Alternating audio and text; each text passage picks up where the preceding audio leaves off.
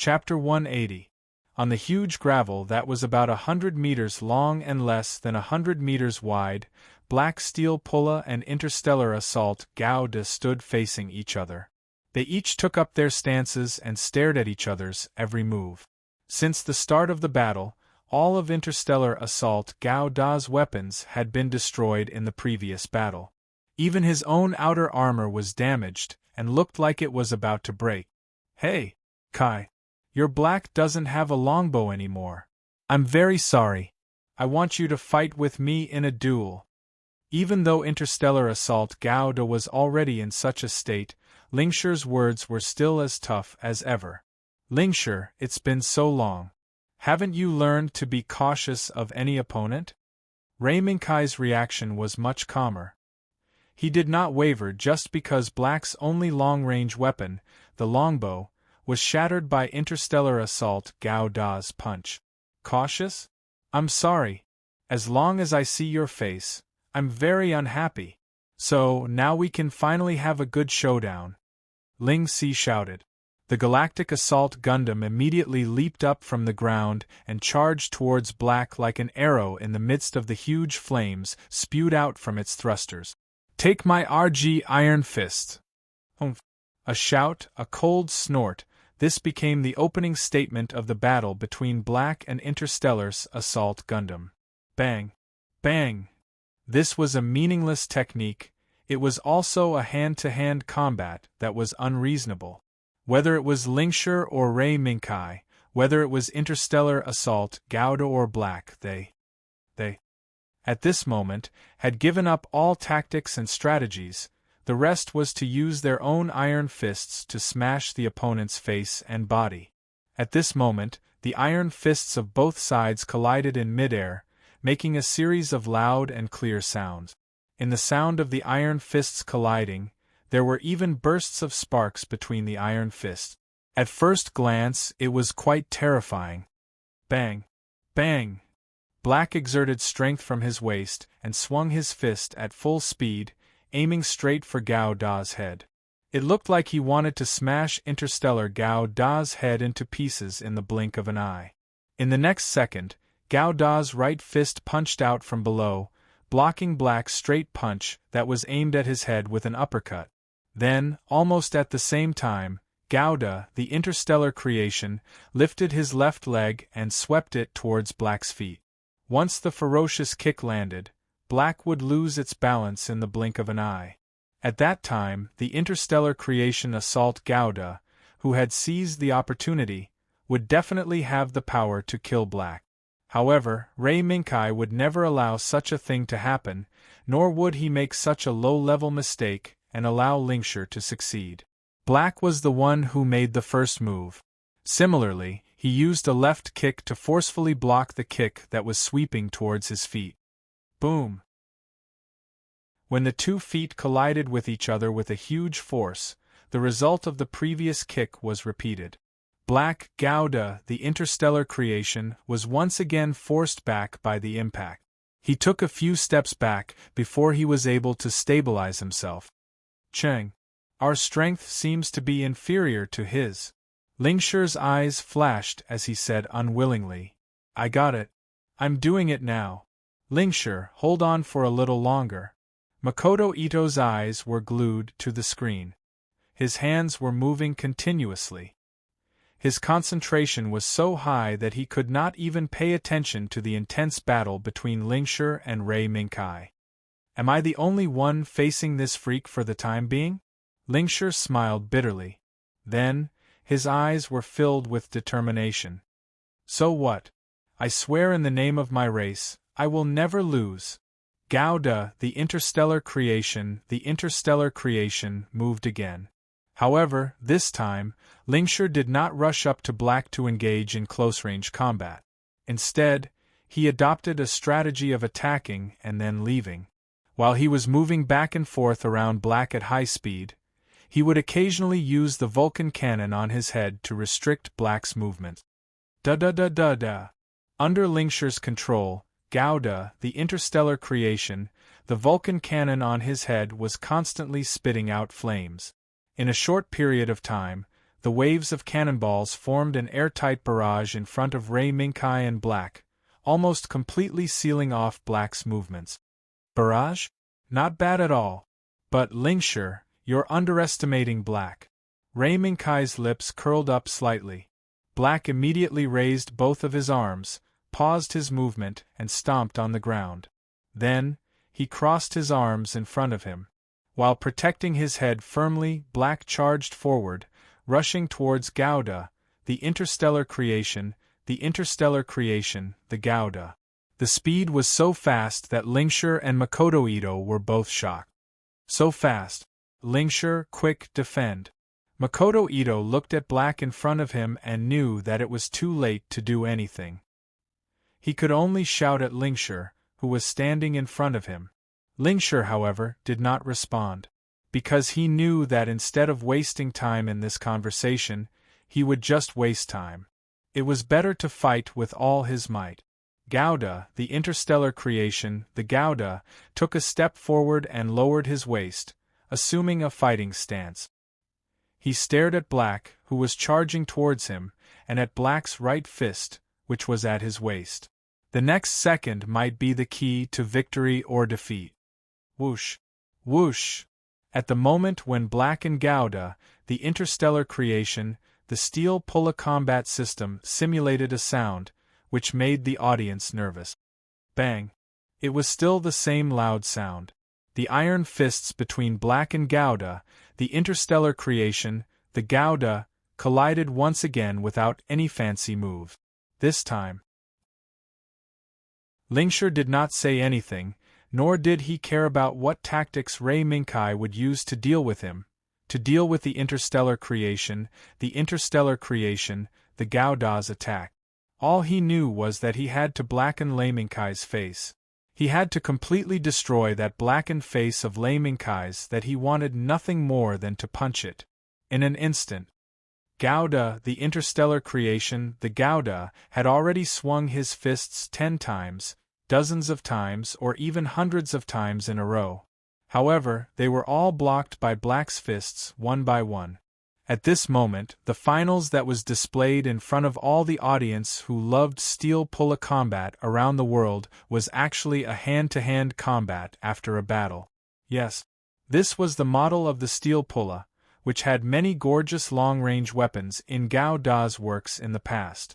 At this time, it was like the gladiators in the gladiator arena in ancient Rome, using their most reliable, hardest, and most powerful weapon to fight, their fists. Even if the prototype of both were products from a high-end sci-fi setting. Bang! Suddenly, when Gouda, the interstellar creation, threw a simple and unadorned right straight punch, Black, who was trying to block his attack, also threw his right fist. Unexpectedly, it happened. Crack! When the two fists collided, Black's right fist actually made a crisp sound. And this sound was not unfamiliar to both sides of the battle, and even the audience. It's broken! Kawaguchi Minami, who was watching the match silently with his hands crossed in front of his chest, almost couldn't help but take off his large sunglasses so that he could see what was going to happen next. Crack! Bang! Another crisp sound was heard. At the same time, under Gao Da's right straight punch, Black, who had been evenly matched with interstellar creation, actually took a few steps back and staggered away from the attack range of Gouda. And Black's right hand fell limply after that. Pieces of black fragments kept peeling off from the falling right hand, slowly falling on the large gravel under his feet. Lingshire, Black's right hand seems to have been destroyed. Makoto Ito saw and immediately shouted in surprise. Good. Keep it up. In fact, even without Makoto Ito's reminder, Lingshire had already felt it during the battle just now. Black's attack had become a little weak. Although at the beginning, Lingshire was still a little cautious, but at this moment, when he saw Black's right arm falling limply beside his body and peeling off fragments, Lingshire's eyes lit up. The tongue of fire burst out. Interstellar creation, Gao Da's figure suddenly disappeared from the spot, while pulling out a series of afterimages. He raised his fist again and punched towards Black's hair. Kai! Take this. Bang. Interstellar creation. Gao Da's right straight punch was blocked again. However, Lingshi was not surprised at all.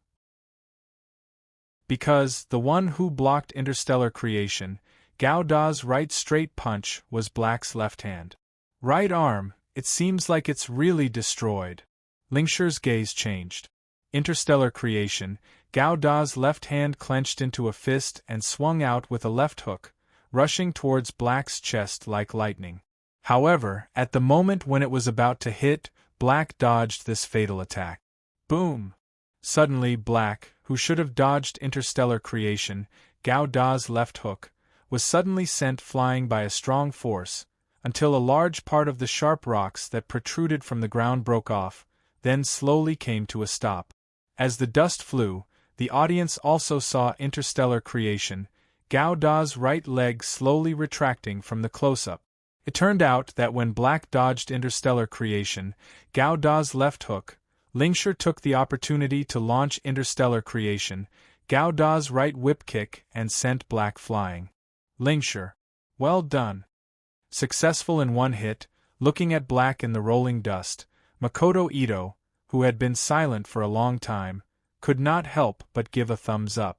Hey! It's not easy to trick this bastard guy. Lingshi smiled proudly, but soon, the expression on his face returned to being cautious again. He knew that Black, and even Ray Minkai, would not be defeated so easily by interstellar creation. Gao Da. Buzz. In the dust, a flash of light quietly rose. Whether it was Makoto Ito, Lingshi, or the audience including Kawaguchi famers, when they saw this quietly rising flash of light, they could not help but stand up and stare intently at the big screen. It's coming. Euphemia, on the other hand, was pleasantly surprised, and secretly exclaimed. She knew that Lei Minkai had finally revealed the trump card that had been hidden for a long time. Not good. Lingshi. Go and stop Guy. With a flash of light, Makoto Ito seemed to have thought of something, and hurriedly shouted. What? Lingshi was stunned, but he immediately took action. However, just as the Galactic Assault Gundam was about to charge at Black's location, a black shadow suddenly rushed out from the asteroid belt without any warning. In the blink of an eye, the black shadow had arrived right in front of the Galactic Assault Gundam. That is. Dodge it. Lingshi. Tisk. The moment Makoto Ito's warning sounded, Lingshi instinctively moved, and with the fastest speed, he let interstellar creation, Gao Da, raise both of his arms, raised both of his legs, and firmly protected his head, chest, and abdomen. Boom! A familiar scene occurred once again.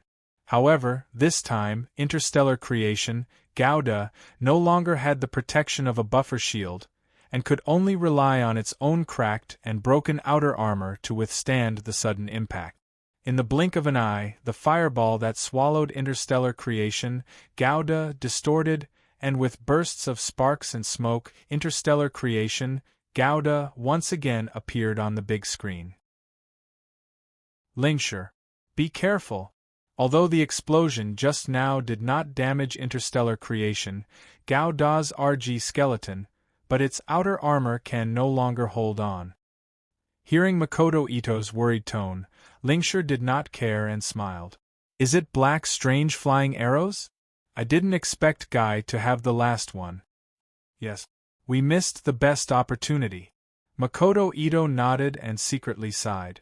As his gaze once again focused on the billowing smoke, a figure, like a butterfly breaking out of its cocoon, gradually revealed its most gorgeous and most fatal posture in front of them, and even the audience. In the billowing smoke, Black, who once exuded a strange aura, which made Kawaguchi Nomi and other strong players unable to see through its true origin, slowly stood up. As Black stood up, pieces of black shards that were vaguely flowing with streams of red light kept peeling off from Black's body. The arms were the same, the feet were the same, the body was the same. As these black pieces with flowing red flowing light continued to peel off, the truth hidden in the black, strange, and mysterious body was also revealed. Clang! Like a butterfly breaking out of its cocoon, The first thing that appeared in front of everyone was the 6 platinum steel wings that rushed out from Black's back. The moment they rushed out of the black armor's obstruction, they wantonly declared their existence. The moment they were fully extended, a golden halo was summoned from the void, leading the brand new body that was sleeping under the black armor to wake up. Crack, crack, cracks, sounds became the main theme of the moment. The moment the main theme reached its peak, the strange and mysterious black armor shattered. A brand new body with flowing white light appeared. That's God Gouda? Among the spectators, a young man wearing a red coat and a martial artist's uniform stood up abruptly. No, it's not God Gouda. It should be that young man who modified it himself. The original. The woman sitting next to the young man pondered for a while. The original is Pirate Gouda and Tiger Leopard Cavalry, and God Gouda. Yazaka Jinsei shouted. I didn't expect it to come to this step. Ching Lingshi, this is the ultimate form of my steel pulla, God Pirate? Chapter 181. Plumes of smoke and dust drifted from the black wreckage that flashed with red light from time to time, drifting towards the void outside the large gravel. At the beginning of the plumes of smoke and dust, above the peeling black wreckage, a white steel pulla with a halo on its back slowly straightened its body, allowing Makoto Ito and Lingshi to clearly see its appearance. Ka! The white steel pulla's mask suddenly opened, revealing a face that was somewhat similar to a human's. At the same time, at the joints of the white steel pulla, the edges of its body also glowed with a faint golden light. Sorry, Ching Lingshi. Before we start, I should probably apologize. Makoto Ito's vision was very accurate. The moment the white steel pulla appeared, he saw what kind of power was about to erupt from the white steel pulla. However, before he could remind Lingshi, he was interrupted by Rei Minkai's sudden apology. What, Kai? What are you up to this time? Although Makoto Ito's reminder was interrupted by Rei Minkai, Lingshi, who had always been at odds with Rei Minkai, was keenly aware that Rei Minkai seemed to be up to something. Up to something? Rei Minkai was stunned for a moment, then he smiled. Haha. Lingshi Ching, that's right. I'm up to something. From the beginning of the finals I've been up to something. It's all for the sake of fulfilling the commission of an irresponsible father. As soon as Rei Minkai's words came out, a certain man sitting in the audience immediately felt that something was wrong. Even his wife, who was sitting next to him, looked at him suspiciously. This man had not returned home for a long time, leaving the entire shop to her and her son to manage. Linchan, no, that's not what you mean? No, it's not like that. Izzy was stunned. He subconsciously wanted to explain something, but no matter how his mouth moved, he was unable to say anything. At this moment, a burst of laughter suddenly came from behind them. Ha ha ha ha. Who would have thought that the famous EZ would have such a day? Lady Boss. There was a reason why he did this. Please don't blame him. After laughing a few times at EZ, the man defended him. Then, the person sat down on EZ's body. As he watched the changes on the field, his face darkened. Although your idea is correct, the person you asked doesn't seem to be the kind of person who would treat the steel pulla as a real battle. General Lars. Although EZ was surprised by Lars's appearance, he still nodded in response to Lars's reply. Yes. It's the inhuman person I've entrusted to you. However, based on the current situation, there might be another outcome. Haha. Maybe. At the end of the day, in this Steel Pro World Tournament, only the British brothers would treat the Steel Pro World Tournament as a real battle and plan it as a real battle. In addition, even Rei Minkai, a warrior who has been through life and death on the battlefield, is addicted to the steel pulla battle. The corners of Lars's mouth curled up slightly. Let me guess. At the beginning, you must have wanted Rei Minkai to beat up your son Makoto Ito and Lingshi in a cruel way, right? Enduring the cold aura piercing from the side, Izzy's mouth twitched as he nodded, reluctantly admitting his plan. Lars secretly glanced at the volcano that was about to erupt sitting next to Izzy and muttered, logically speaking, Rei Minkai, who has been through life and death on the battlefield, is indeed the best candidate for this mission. However, you missed something. Missed something? Izzy suddenly felt a sharp pain in his waist. While enduring the pain, he struggled to maintain the expression on his face and not let it distort in the sudden pain. Lar revealed an expression of, I knew it's like this and I'm used to it. He then pointed at Lei Minkai and said, what you missed is that Lei Minkai himself is also a fan of temper. So, everything is understood without words. Is it? Yes. Rei Minkai's voice was steady and bright.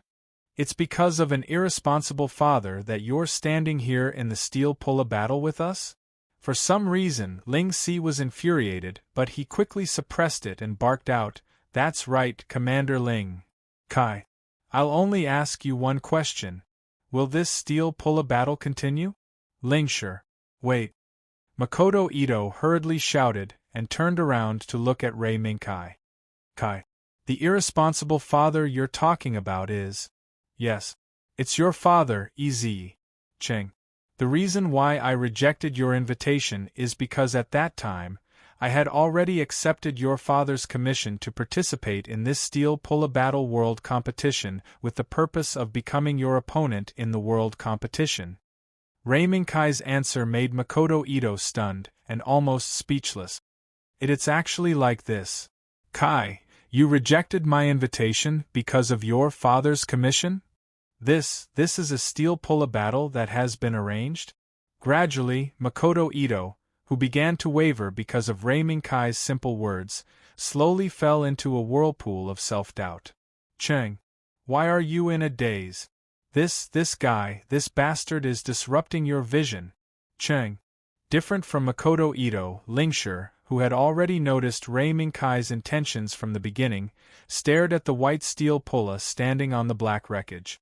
At this moment, originally, it was only wandering around the joints, but the golden light around the body had already spread inwards.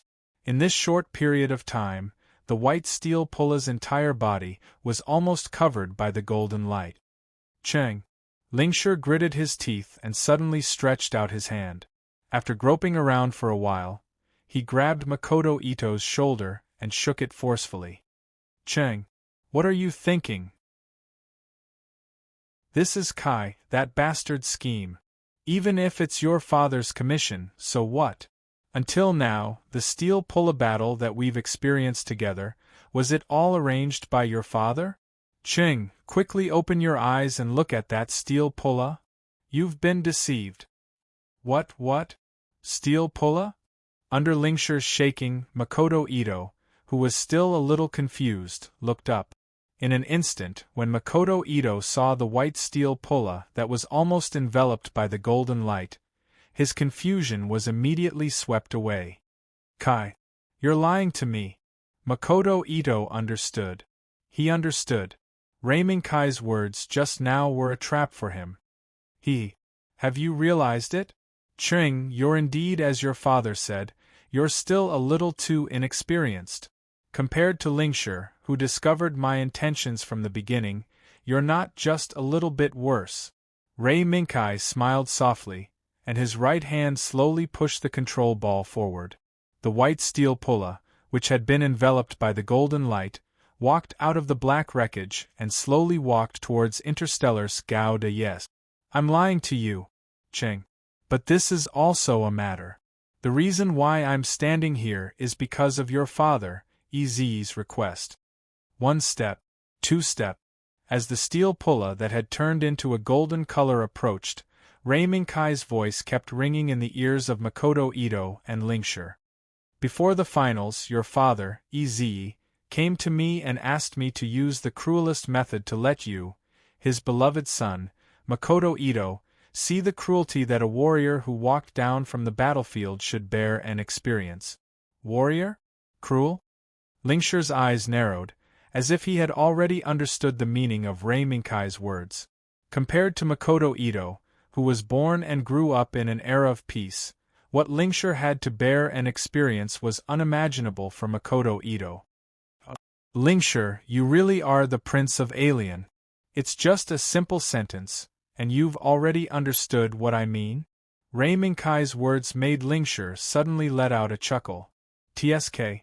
What's the big deal? I don't care what you say. I only know that now is the finals of the world competition, and my opponent is you, Ray Minkai. The Ling Division's right hand pushed forward, and the Galactic Assault Gundam stepped forward, step by step, towards the opponent. Lingshur. Cheng. Don't worry about what this bastard said. He's just messing with your vision. Now, what we should do is to use all our strength to win this match. Lingshur's face revealed a rare expression of extreme seriousness, which made Makoto Ito forget about Ray Minkai's words. That's right. What we should do now is to win this match. Lingshur. Let's go. That's it. Kai. You bastard. Wait and see. Just as Lingshur and Makoto Ito reached a new level of tacit understanding, Gowda fiercely rushed forward, waving his iron fist at his opponent. Pung! The iron fist of the Galactic Assault Gundam was blocked once again. Looks like I'm really not suited to shooting my mouth off. Amidst Lei Minkai's self-mockery, Tepra, who was shrouded in golden light, simply raised his hand and received the iron fist of the Galactic Assault Gundam. What? The iron fist of the Galactic Assault Gundam was actually blocked? Lingshur was shocked, and immediately controlled Gowda to kick Gowda again, trying to force the opponent away. However, the strange thing was that before the Gundam's whip kick could reach its target, its iron fist was released by its opponent. Lingshur. Be careful. I'm afraid this steel pulla has activated super mode. Super mode? Is it that layer of golden light? Lingshur looked warily at the golden steel pulla that didn't move after releasing Gao Da's attack. Yes. Makoto Ito nodded. His expression was particularly dignified. The reason why Kai said those words to provoke me was to give this steel pulla time to activate super mode. Speaking of this, Makoto Ito couldn't help but bitterly smile. I'm still too naive. I can't even see through such a simple trap. Lingshur didn't comfort Makoto Ito at this time. All he could do was to continue controlling Gowda to attack the opponent again. Pung! Pung! Pung!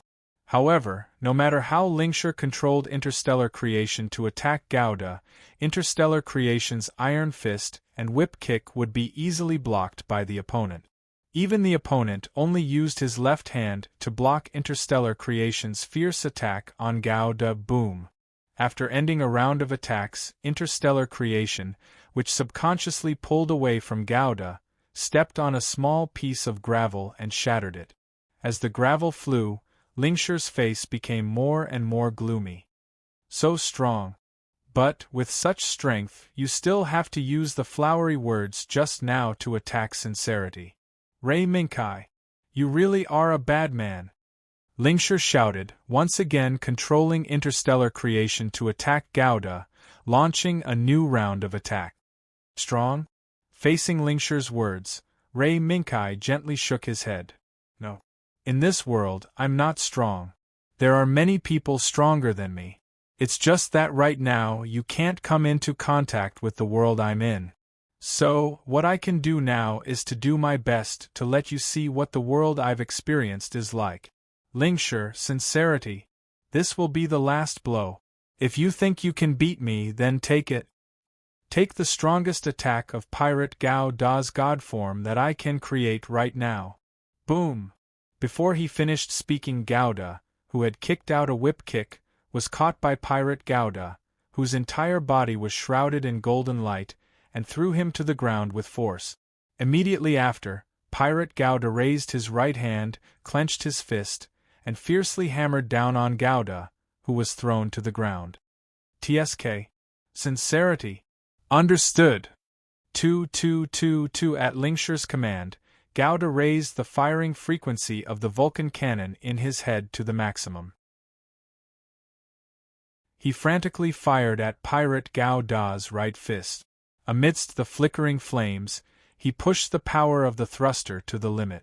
Only then did he escape danger just before Pirate Gao Da's golden fist smashed into his body.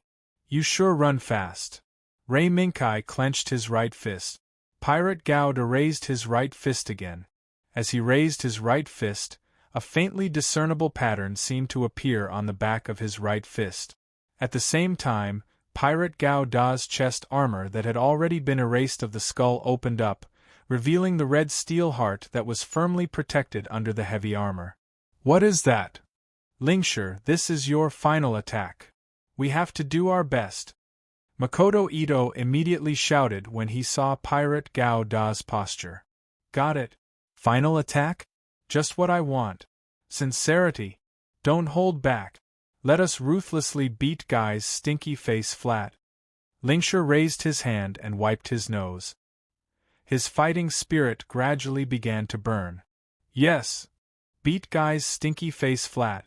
He actually used Father's words to deceive me. We must teach him a lesson. RG system to the maximum. Lingshi. Coming. 1. The Palevsky particles that were originally abundant in interstellar creation Gao Da's body became extremely turbulent with the release of the RG system.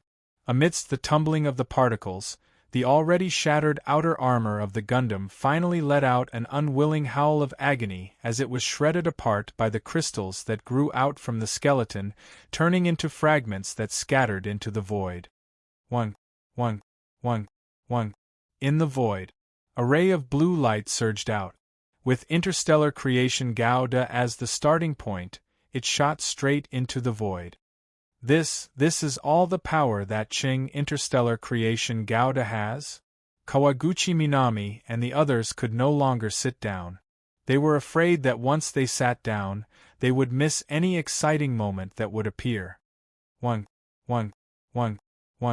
Suddenly, on the opposite side of the blue light, a golden light wantonly declared its existence. Just like the blue light, it shot straight into the void. It's Pirate Gao-Da. It seems that you are ready to use your last trump card. Lingshi. Ray Minkai's right hand clenched the control ball tightly. On the back of Pirate Gao-Da's clenched right fist, the faintly discernible emblem became clearer and clearer. Yes, this attack will be our final attack. Take this, Guy. Lingshi and Cheng shouted at the same time. Take this? This is our steel pulla. Interstellar RG Iron Fist. Boom! An afterimage suddenly appeared. Interstellar creation Gao Da's figure was like a phantom. He suddenly disappeared from the blue light. In the instant that several afterimages bloomed in the void, he had already rushed in front of Pirate Gao Da. Boom! Interstellar creation Gao Da's Iron Fist had arrived. However, it did not hit Pirate Gao Da. Instead, it was once again caught by Pirate Gao Da's left hand. Is Interstellar RG Iron Fist only at this level? Ray Minkai asked in a deep voice. Lingshi gritted his teeth and suddenly threw out Interstellar creation Gao Da's left straight punch. He went straight for Pirate Gao Da's right hand. He saw through it. Pirate Gao Da's raised right hand must be the last blow. As long as they interrupted it first, then this match would definitely be their victory. However, things would not be so simple. Humph! Ray Minkai snorted coldly and mocked. Your eyes are sharp, but they're not flexible enough. Bang! An afterimage suddenly appeared. Interstellar creation Gao Da's left straight punch, which was heading straight for Pirate Gao Da's right fist, was actually sent flying. Lingshi was shocked at first, then he took a closer look. He found that it was Pirate Gao Da's right leg that kicked. Dang! All of a sudden, interstellar creation Gao Da's body was hit by a strong force, and he flew backward uncontrollably. Lingshi, hold on. Makoto Ito kept debugging the control program, trying to help Lingshi recover control of interstellar creation Gao Da as soon as possible. However, while they were working hard, Ray Minkai's increasingly high-pitched voice suddenly sounded. Listen, Lingshi. This is the final blow of me, Pirate Gao Da's god form. My right hand is as hot as a bright red raging fire. It's shouting for me to seize victory. Stone. Break. Heavens. Shock. Fist.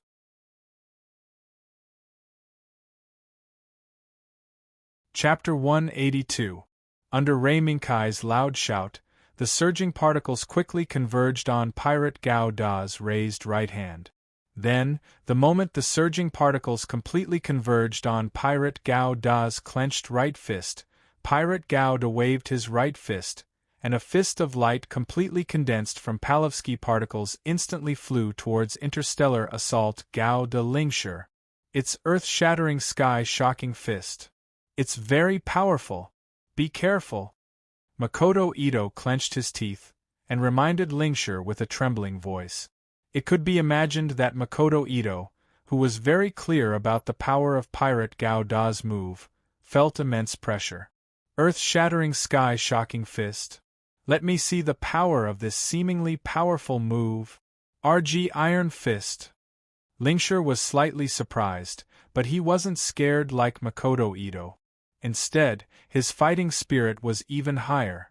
The moment the earth-shattering sky-shocking fist was about to reach Interstellar Assault Gao Da, Interstellar Assault Gao Da fiercely swung his right fist, and collided with it. Boom! The moment the earth-shattering sky-shocking fist and RG Iron Fist collided, the violent Palevsky particles exploded with all the energy it contained.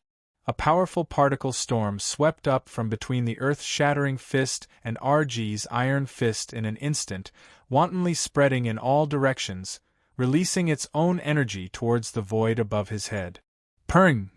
Kacha! Under the crazy devastation of the particle storm, the large rock that Pirate Gao Da and Interstellar Assault Gao Da were standing on was suddenly caught in a storm that was enough to tear it apart. Broken rock, cracks, and the gas hidden deep inside the broken rock was also continuously ejected from the cracks, and unscrupulously increased the speed of the broken rock's disintegration by 3 times.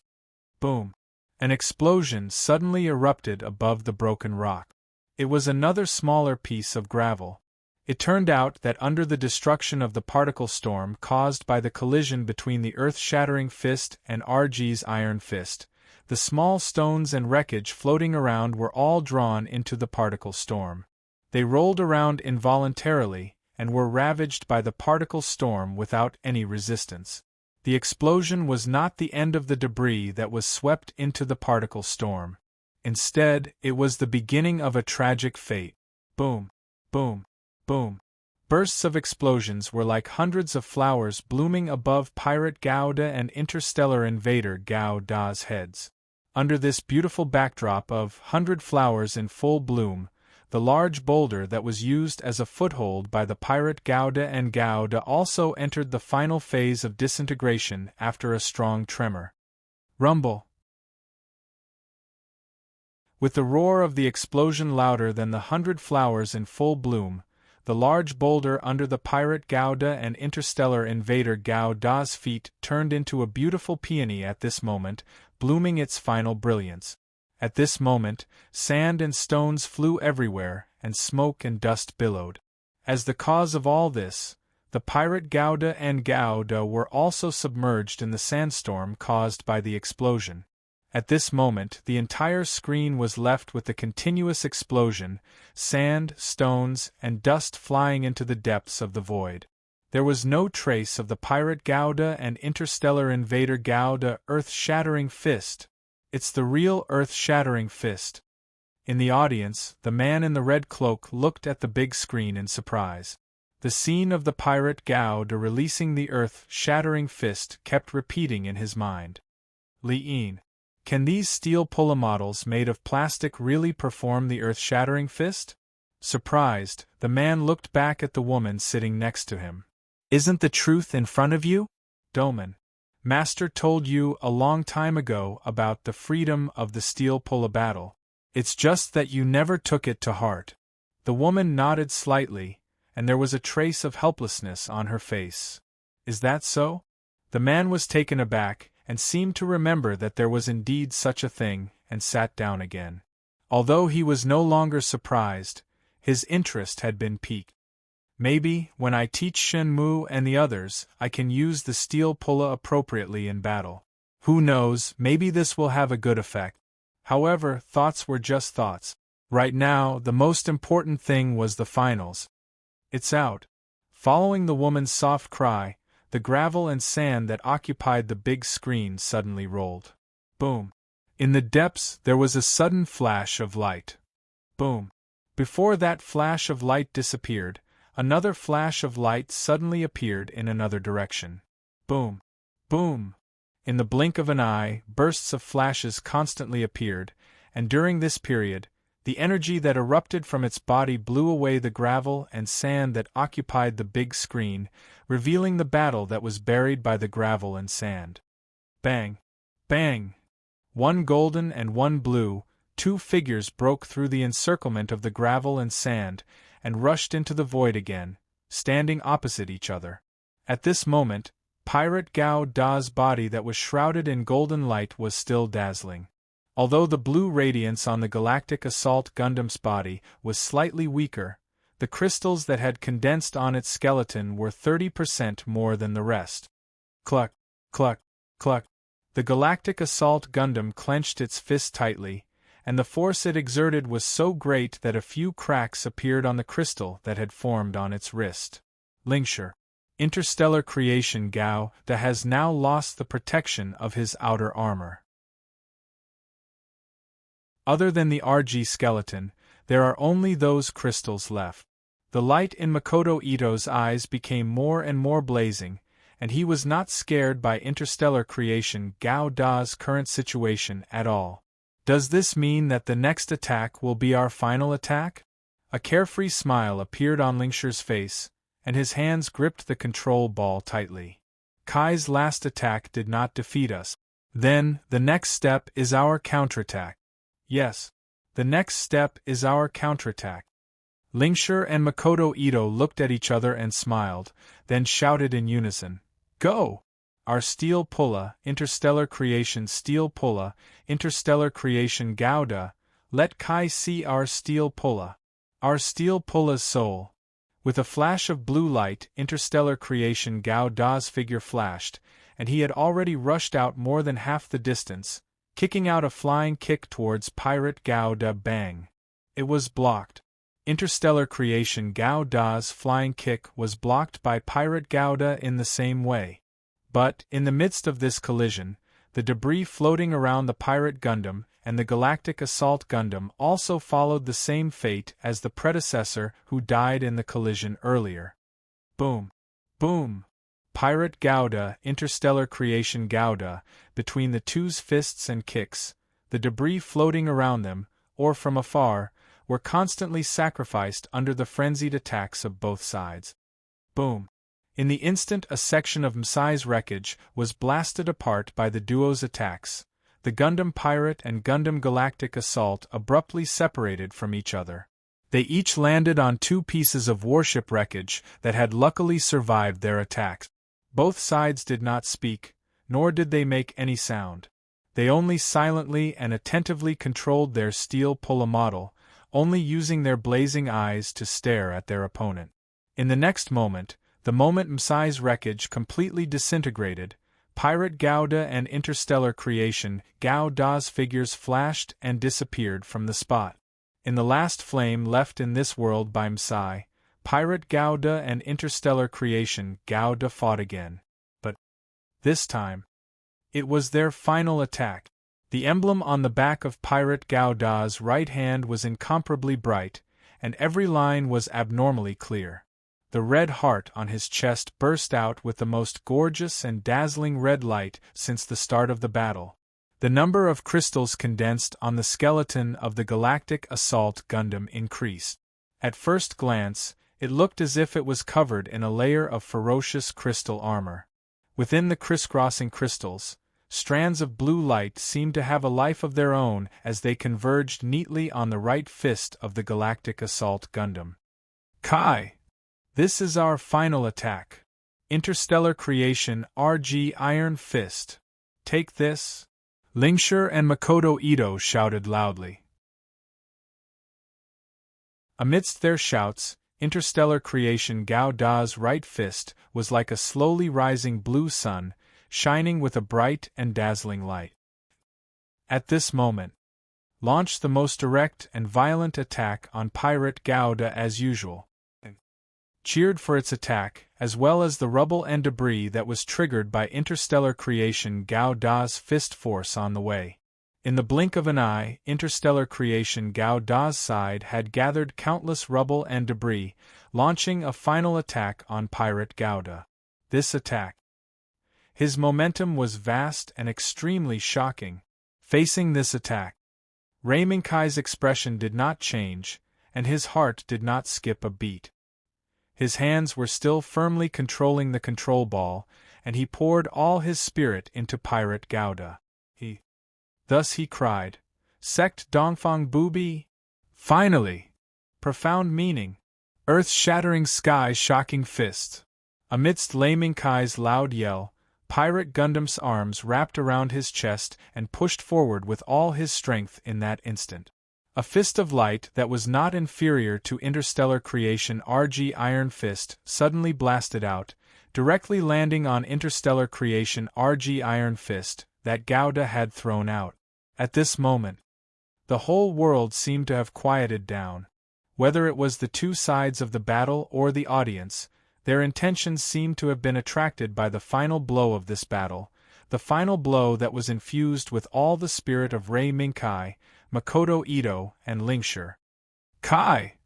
Lingshur and Makoto Ito used all their strength to shout the names of their opponents. Lingshur Ching, come on! Let me see your steel pulla soul. Burn. For our steel pulla soul, burn completely. Pirate Gao Da! Boom! Earth-shattering sky-shocking fist, interstellar creation RG Iron Fist, they collided with each other once again. The sun rose. However, when the audience's vision was captured by the sun, the battle was not completely over. Whether it was Ray Minkai, Lingshur, or Makoto Ito, their battle was still going on. Ka. In the violent collision of particles, interstellar creation Gao Da, who had been fighting for a period of time, had reached its limit. The crystals on its body and its skeleton were constantly being torn apart by new cracks in the collision between the earth-shattering fist and interstellar creation RG Iron Fist. Lingshur, interstellar creation Gao Da can still hold on for about a minute. Makoto Ito used all the methods he could think of, but he was unable to save interstellar creation Gao Da from the crisis. Understood. 1 minute is enough. Lingshur's gaze was firm and burning. Interstellar creation Gao Da, lend me your last strength. Under Ling Si's heartfelt roar, the eyes of the galactic creation Gundam instantly lit up.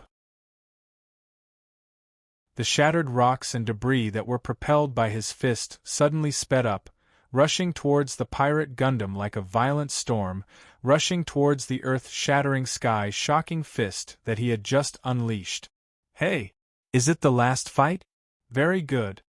As soon as Ray Minkai saw this last attack, he had already guessed Lingshur's plan. But Ray Minkai controlled Pirate Gao Da to withdraw his right fist. He actually allowed the debris that filled the sky to attack him under the influence of interstellar creation RG Iron Fist. Ray Minkai gave up? No. He didn't give up. Pirate Gao Da raised his left hand to block his chest and retracted his right fist to his waist. Ray Minkai shouted in a deep voice, "Explosive heat! Earth-shattering! God finger!" Suddenly, a gigantic palm of light flew out from the pirate Gundam's right palm as he struck out from his waist. With a tyrannical force, it dispersed the debris caused by the interstellar creation RG Iron Fist, blocking the interstellar creation RG Iron Fist. No, we haven't lost yet.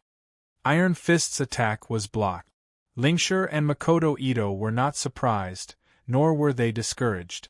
Instead, they were more focused and worked harder to control their steel pulla. Interstellar creation assault Gauda continued to attack. Rumble, the gravel was blown away. The wreckage was blown up. In the entire void, only Pirate Gauda and Interstellar creation assault Gauda were left. At this moment, both of them had used up all their strength and all the methods they could think of in order to completely defeat their opponent. Ka! Bang! Suddenly, a series of crisp sounds suddenly rang out from Interstellar creation assault Gauda, who was fighting against the palm of light. It shattered. It was the crystal condensed from RG's skeleton that had shattered. The speed of the collapse was getting faster and faster. It was so fast that Lingshur and Makoto Ito were almost unable to react. By the time they reacted, the crystal covering Interstellar creation assault Gauda's skeleton had already shattered, leaving only RG's skeleton that was facing the still powerful palm of light alone. Chance. Ray Minkai's eyes flashed as he suddenly exerted his strength. Pirate Gauda's palm of light broke through the obstruction of Interstellar creation RG's iron fist in one fell swoop and grabbed Interstellar creation assault Gauda by the waist. No. Lingshur. Chung. We haven't lost yet. Lingshur gritted his teeth and used all his strength to control the remaining Interstellar creation assault Gauda to break free from the palm of light. However, no matter how hard Lingshur tried, no matter how hard he struggled, the palm of light remained motionless. It did not take Interstellar creation assault Gauda's struggle seriously at all. Damn it, Chung. We haven't lost yet. Yes, we haven't lost yet. Makoto Ito's hands quickly tapped on the virtual keyboard. Then, he gritted his teeth and pressed the red button with force. 1. A trembling sound that made Ray Minkai feel uneasy rang out. Interstellar creation assault Gauda, who was caught by the palm of light, flew out of the palm of light like a loach. Ray Minkai took a closer look and realized that the reason why Interstellar creation assault Gauda was able to break free from the palm of light was because Makoto Ito had activated the separation program. Kai! Take this!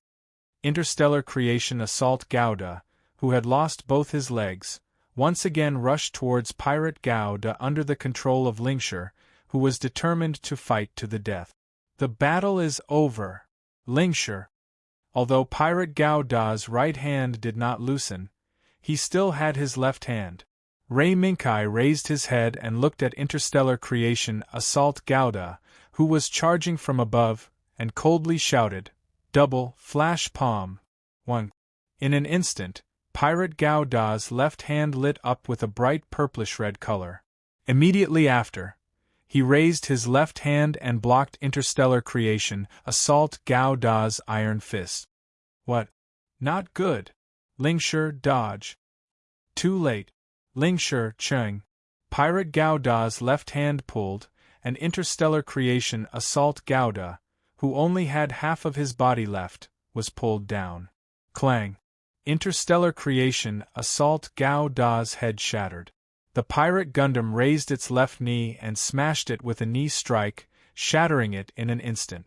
Then, Pirate Gauda's right hand retracted and pressed down, hitting Interstellar creation assault Gauda's chest. Boom. The battle is over. The winner is Ray Minkai. Everyone, this year's Steel Pulla battle, the world champion is Ray Minkai and Euphemia Libritania from the Celestial Empire region. Wow!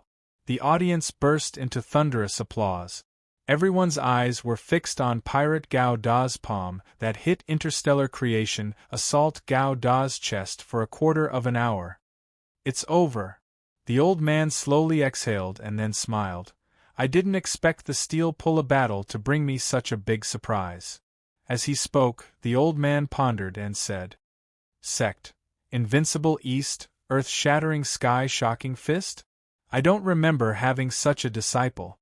Mimi took a few sips of water and smiled as he stabilized his emotions. This is the Steel Pulla world. Anything is possible. As long as he has the heart to complete his beloved Steel Pulla, He may be able to learn earth-shattering sky-shocking fist without a teacher. Of course, if he leaves this world and doesn't learn the secret of Invincible East, he won't be able to use it. Grandpa, you're right. If there's a chance, maybe I'd like to meet this young man. But not now. The old man laughed and then turned to leave. The finals are over. I should go to the Guiana Plateau. Mimi, little Shwe, remember to visit Grandpa when you have time. Yes. The two sisters responded in unison.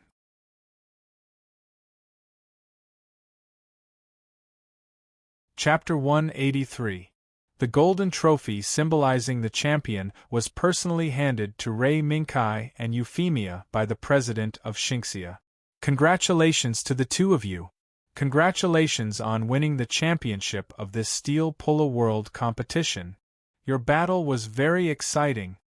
After completing the championship award ceremony, the president of Xingxia, who was about to turn around and leave, was taken aback by Rei Minkai's seemingly unintentional words. It seems that the Palovsky particles shouldn't riot. As soon as he heard this sentence, the president's face twitched again and again. After several efforts, the president reluctantly maintained a kind smile and walked down the stage, leaving the space for other guests. President, you did a good job. Secretary Baker greeted him and said with a smile. The president of Xingxia seemed to have escaped from a disaster. He took the handkerchief from Baker's hand, wiped his sweat, and carefully looked around. Baker, where are the president and her sister now? Baker didn't speak. He just stretched out his finger and pointed to the ground. Seeing Baker's action, the president of Xingxia sighed helplessly. Why do they have to do something at this critical time? Obviously, most of the people from the administration will withdraw after the end of this year's Copper World competition. The president of Xingxia sighed secretly. Now, in the depths of the conference venue that ushered in the final results of the Steel Polo World competition, there was an accident that almost ruined the final. Baker, let's go. I hope the president and her sister will hold back. After all, it's not easy for us brothers to live in this world. The president of Xingxia's sigh didn't change the accident that happened deep underground. Let's stop here. See. Deep underground in the venue. In front of the device where the giant crystal condensed from Palovsky particles was placed, two girls were solemnly looking at a group of mysterious people in black coats and sunglasses standing in front of the device. At first glance, one could tell that they were not good people. Hey, why?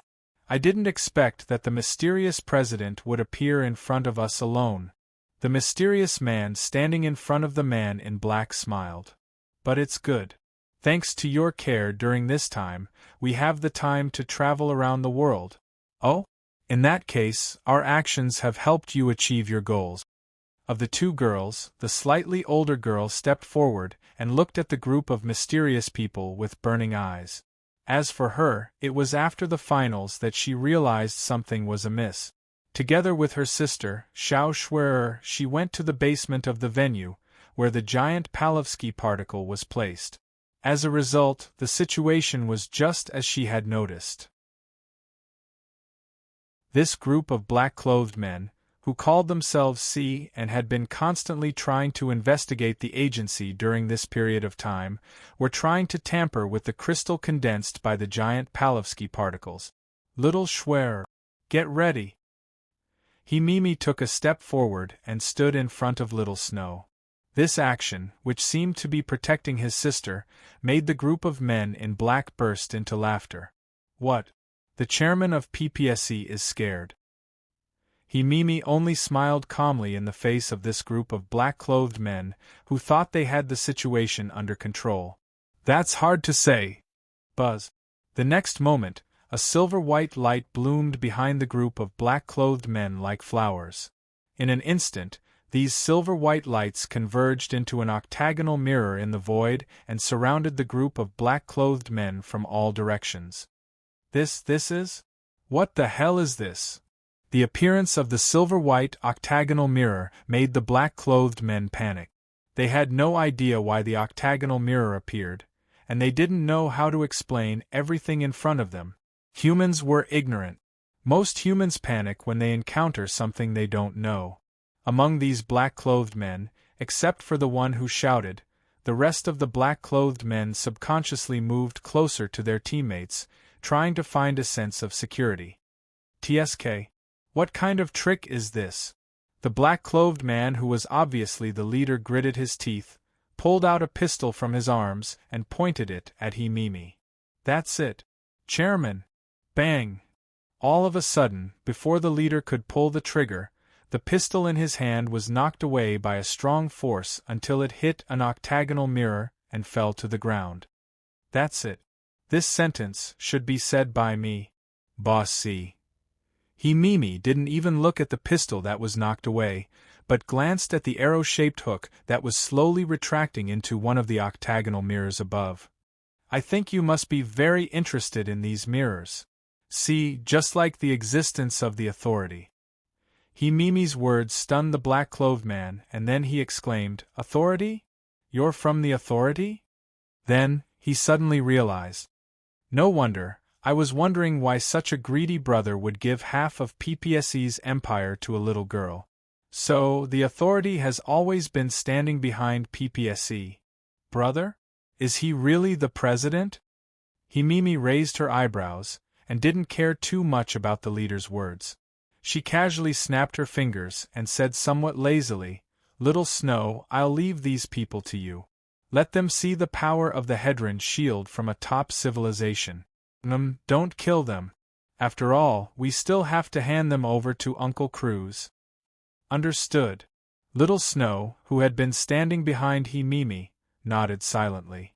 As the golden light in her eyes became brighter, a larger octagonal mirror suddenly appeared under the black-clothed men's feet.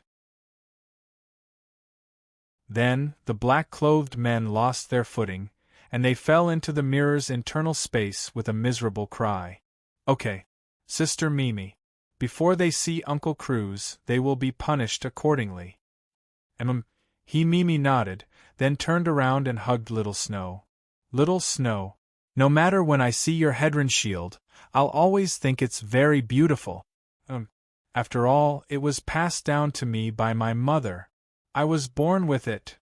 Little Snow nodded proudly.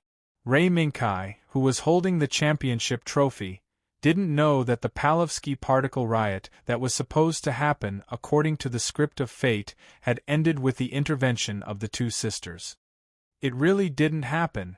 Even when Lei Minkai was escorted out of the venue by the crowd, he still couldn't help but look back at the venue. Kai, what are you looking at? Euphemia, who was standing beside Ray Minkai, was surrounded by many spectators.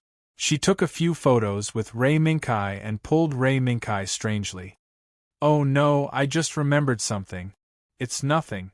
Ray Minkai shook his head, and decided to put the Palovsky particle riot to the back of his mind. Anyway, his appearance had already made the champion of the world tournament fall into his hands. Whether the Palovsky particle riot would happen or not was no longer important. Moreover, Lingshire should be able to stay in this world for a long time. He believed that after the award ceremony, Makoto Ito, who was pulled in by EZ for special training, would have a period of friendly training. Let's go back. UFFI. Putting away all his thoughts, Ray Minkai chuckled and held Euphemia's little hand. A day later, under the increasingly skilled Aslan's escort, Ray Minkai and Euphemia, of course, and the White Cat Zero, who could only rely on instinct for the time being, returned to their original residence. As soon as he entered the door, the tragic Aslan was once again surrounded by Harrow. Looking at these Harrow jumping around in front of him, whose appearance was almost exactly the same as the Harrow he made, Aslan couldn't help but reveal a bitter smile. It seems that Harrow likes you very much, Aslan. Euphemia, who was holding State Zero, glanced at the Harrow jumping around Aslan and chuckled softly. Big, probably the doctor from the Ministry of Justice added some program to them. Aslan smiled bitterly. Aslan, don't spread rumors. These Harrow, I didn't add any program to them. At this time, the voice of the Ministry of Justice came out from the house. Then, her figure appeared in front of everyone as the door opened. Harrow, enter standby mode, and use the lowest energy consumption to check today's research progress. Harrow. Understood. Harrow. Understood. Under the orders of Shi Hui from the Ministry of Justice, the Herods that were jumping around Aslan finally stopped. One by one, they lined up and returned to their respective slots, entering standby mode. No matter when I look at them, the Harrow are full of energy. Ray Minkai, who was standing beside Euphemia, looked up at the Ministry of Justice. Doctor, do you have a mission? The Ministry of Justice raised her eyebrows, revealing a trace of surprise. I say, Kai, do you have clairvoyance and clairvoyance? How do you know that I have a mission for you? Ray Minkai smiled but didn't say a word. However, Euphemia said sweetly, that's because you don't usually come back here.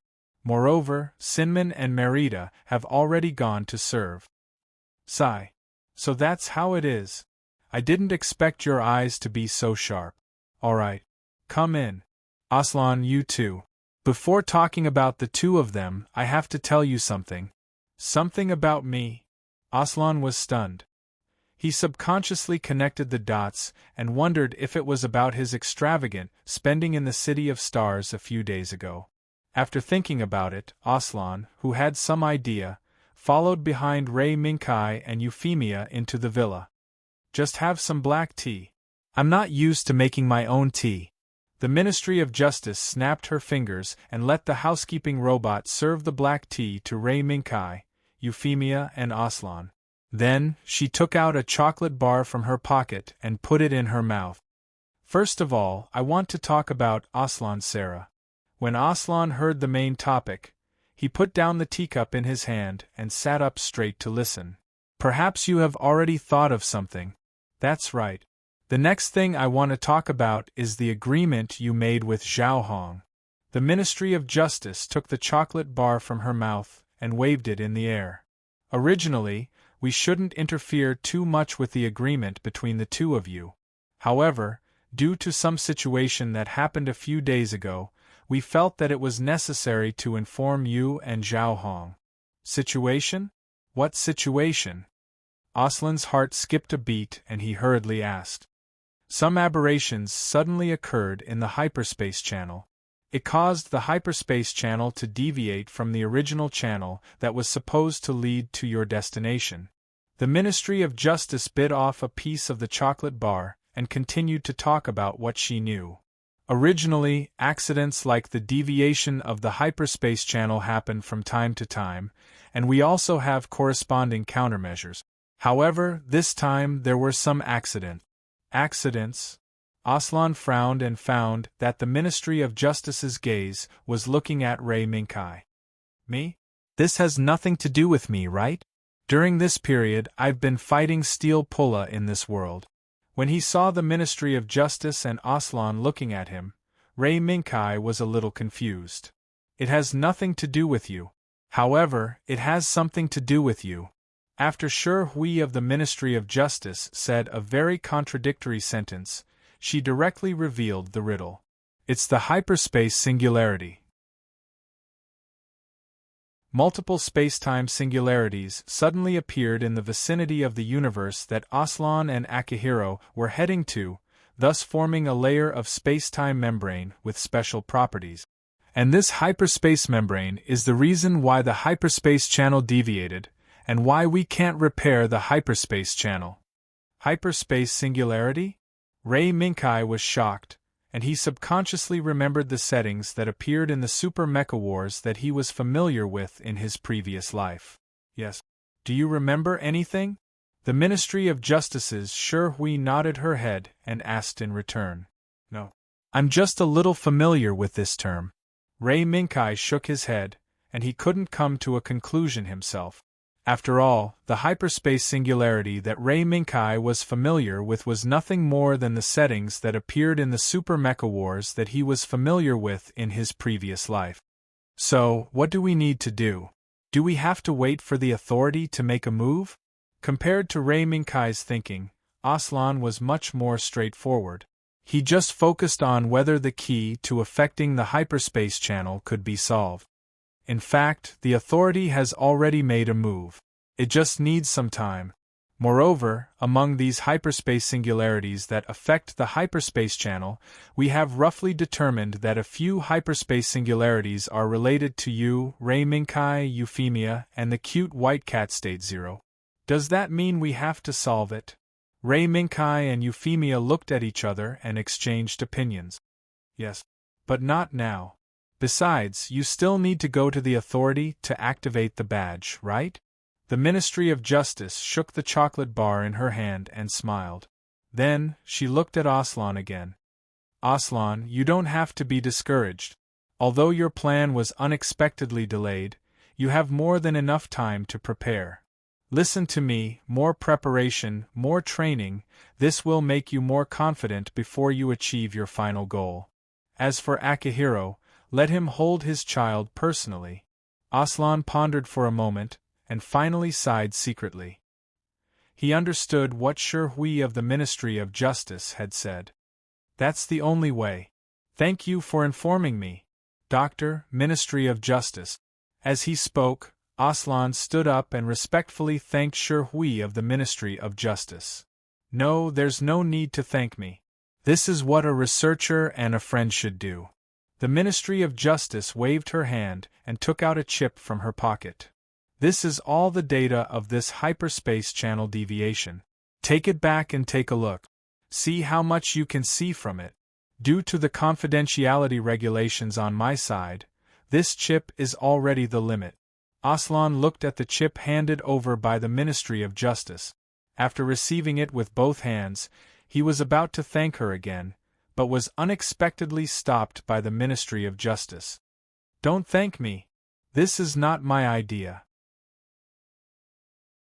This is what that guy came to me without permission and asked me to do. If you want to thank someone, thank Lei. Aslan was stunned, and then showed a hint of a smile. I know. Then I'll take my leave first. Dr. Minkai and Miss Euphemia, see you later.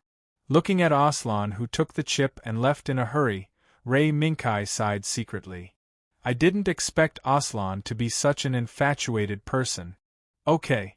Minkai, UFFI, you two go and have a good rest. Tomorrow morning, I just happen to be on the way to the administration headquarters, and I'll take you to activate the badge. Suddenly, the Ministry of Justice seemed to have thought of something. That's right. Minkai, your body is offline. After activating the badge, you can go and receive it. But then again, you're really messing around. According to your method, we can't help you complete it at the moment. So, the body you can receive can only be in its most basic form for the time being.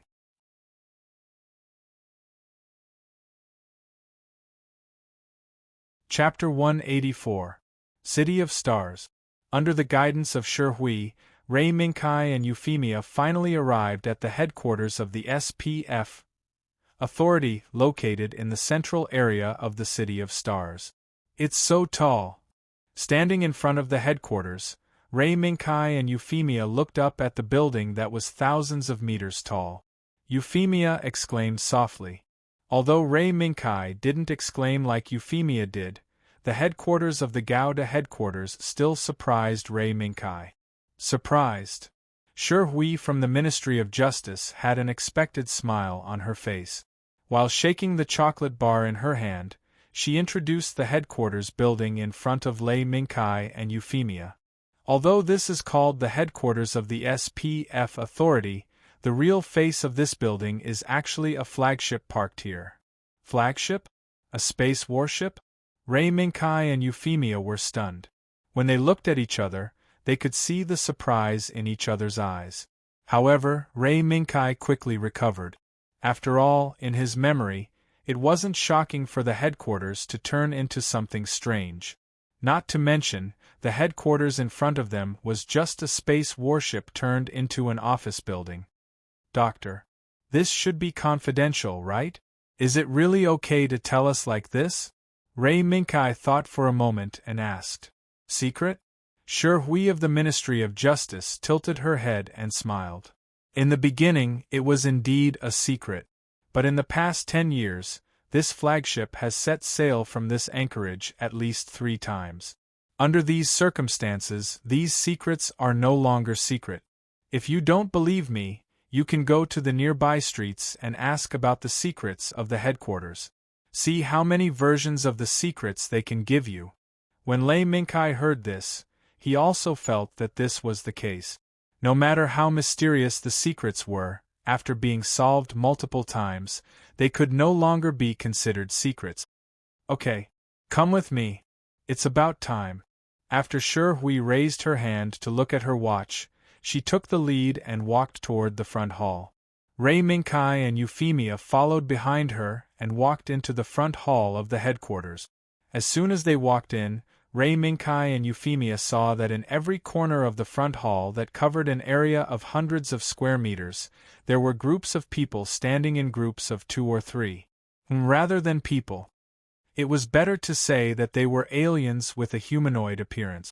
Some of their facial features and limbs were no different from humans, but there was a gem-like crystal of different colors on their forehead and a pair of pointed ears. Some of them had humanoid faces, bodies, and limbs that were covered by scales that shone with 5-colored light. There were also humanoid creatures with a pair of translucent wings on their back. These winged humanoid creatures attracted Euphemia's attention. Kai, look. So fairies really exist. Euphemia pulled Rei Mingkai and whispered in Rei Mingkai's ear. Yes, I see it. Or perhaps they aren't the fairies that we know. Lei Mingkai nodded in agreement.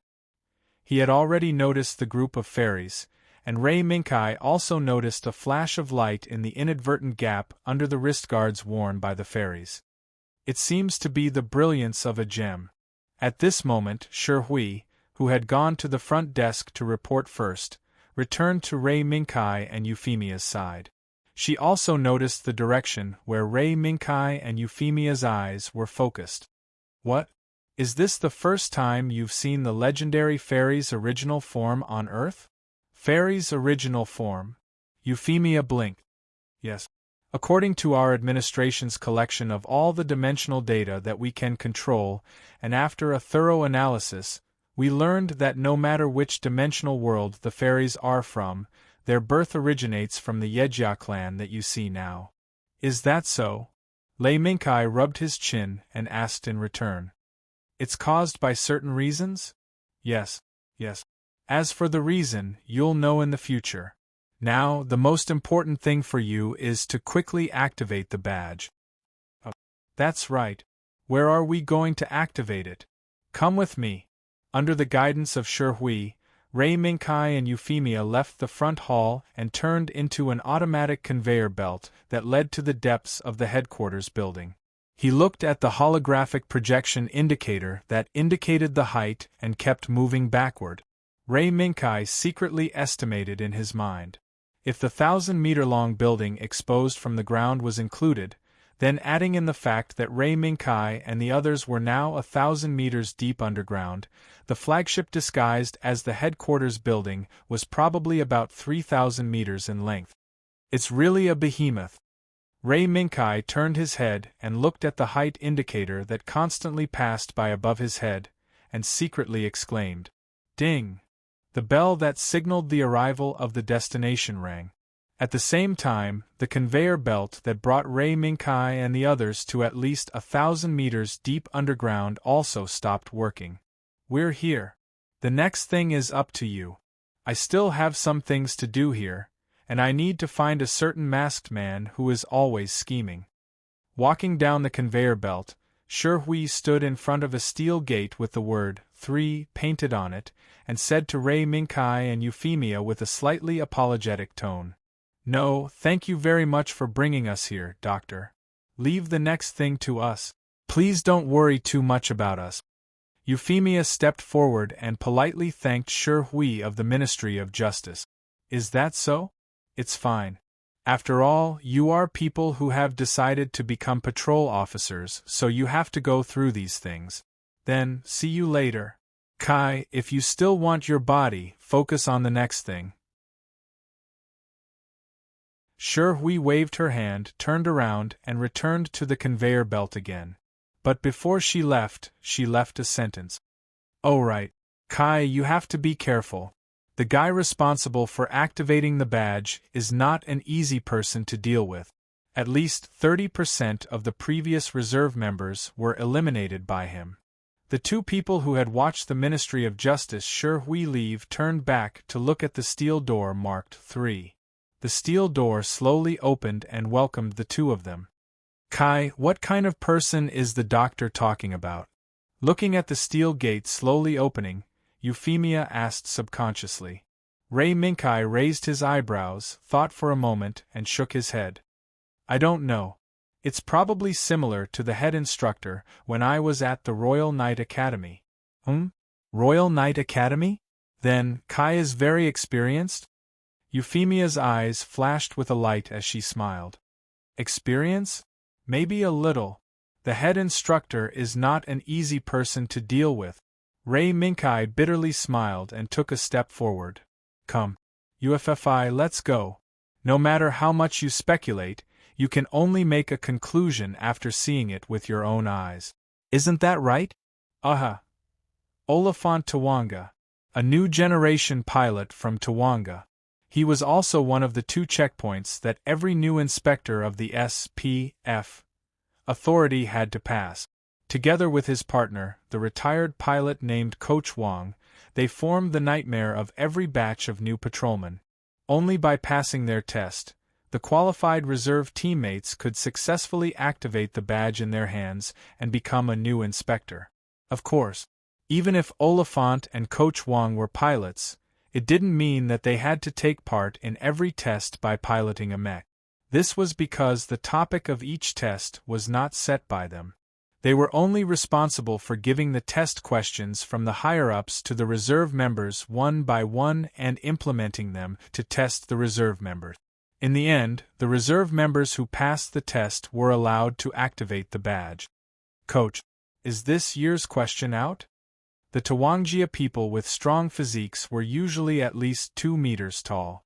As an elite of the Tawangjia people, Oliphant was even 2.3 meters tall. When his mountain-like body stood in front of Coach Wong, he immediately outshone Coach Wong, who was 1.8 meters tall. Oh, it's out. Even though the two had been partners for a long time, Coach Wong could not help but look at Oliphant every time he stood next to him. Doesn't this guy know that his height has become an obstacle for the people around him? Coach Wong secretly complained in his heart, then casually handed the personal terminal with the test content to Oliphant. Oliphant, who took the personal terminal and opened it to take a look, shouted in surprise. In an instant, a thunderous shout swept through the entire room. The sound wave almost blew all the documents in the office into the air, making them fall like snowflakes. Looking at the snowflakes flying in the air, Coach Wong could not help but feel a toothache. Does this muscular guy not know how terrifying his lion's roar is? Coach, why is the content of the test this time? Before Oliphant could finish muttering, Coach Wong slapped him to stop his muttering. It's very simple, right? This is the content of the test issued by the higher-up. Just follow the content of the document. Coach Wong shrugged his shoulders, spread his hands and said, Besides, we don't need to personally deal with them. We don't have to personally test those little fellows. Isn't that a very relaxing and pleasant thing? Although that's true, I still feel like it's more refreshing to personally drive the body and beat up those self-righteous preparatory team members like last year. Hearing his partner say this, Coach Wong could not help but roll his eyes. You big guy who only knows how to fight all day. According to the original plan, the preparatory team members from last year would have at least a 60% pass rate. In the end, when you beat them up to your heart's content, the actual pass rate was only 30% of the original plan. Speaking until here, Coach Wong speechlessly slapped his forehead. Forget it. Let's go. Let's go see that group of ignorant brats. 5 minutes later, 2 figures, one tall and one short, appeared in the corridor and stood on the high platform under the gaze of many preparatory team members gathered in Neku. After the relatively short figure raised his hand and clapped twice, he slowly said, "Everyone, the preparatory team members who are about to become the new inspector. Hello. I'm the person in charge of activating the badge. You can call me Coach Wang. And he's the second person in charge of activating the badge, Oliver Tahenga." After Coach Wang introduced himself and his partner, there was a low murmur from the crowd below. Tahenga? The Tahenga clan. Are you kidding me? Isn't the Tahenga clan always fighting against the Abyss? Why are they here? This discussion was not stopped by Coach Wang and his partner, Oliver Tahenga. Instead, they deliberately allowed the preparatory team to communicate with each other. Therefore, Ray Minkai and Euphemia, who were also listening to the discussion, also subconsciously tried to obtain some useful information from the discussion. Kai. Who is the Tahenga clan? Euphemia thought for a while, then she took out her personal terminal from her pocket. While trying to find relevant information from it, she asked Ray Minkai. Ray Minkai was naturally doing the same thing. It was just that his movements were faster than Euphemia's. When he saw the mountain-like Oliphant Tawanga appear, he immediately realized that this man might be the difficult person to get along with, as Shi Hui from the Ministry of Justice had mentioned. Tahenga clan. It's a civilization encountered by the SPF authority during a mission to investigate the Abyss. According to the mission records at that time, this race had successfully broken through the Level 1 civilization and entered the early stage of a Level 2 civilization. Unfortunately, when they successfully entered the early stage of a Level 2 civilization, they ushered in the invasion of the Abyss. Seeing this, Ray Minkai glanced at Euphemia and found that Euphemia had put her personal terminal back in her pocket. She leaned over and looked at the information on the holographic screen with Ray Minkai. When the reconnaissance fleet sent by the SPF authority came into contact with the Tahenga clan had already been fighting against the Abyss for at least half a world.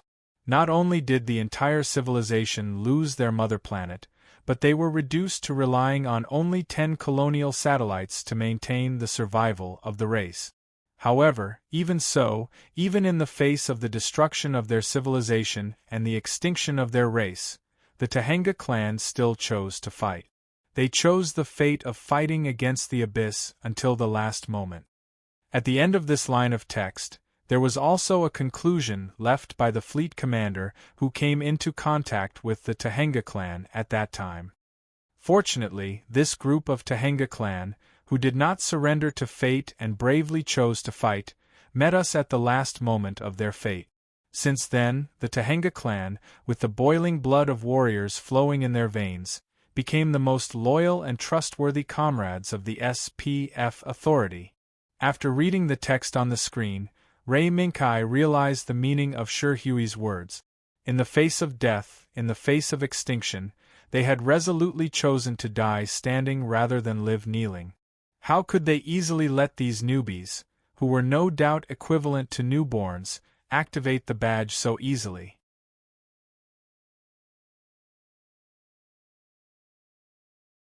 Chapter 185.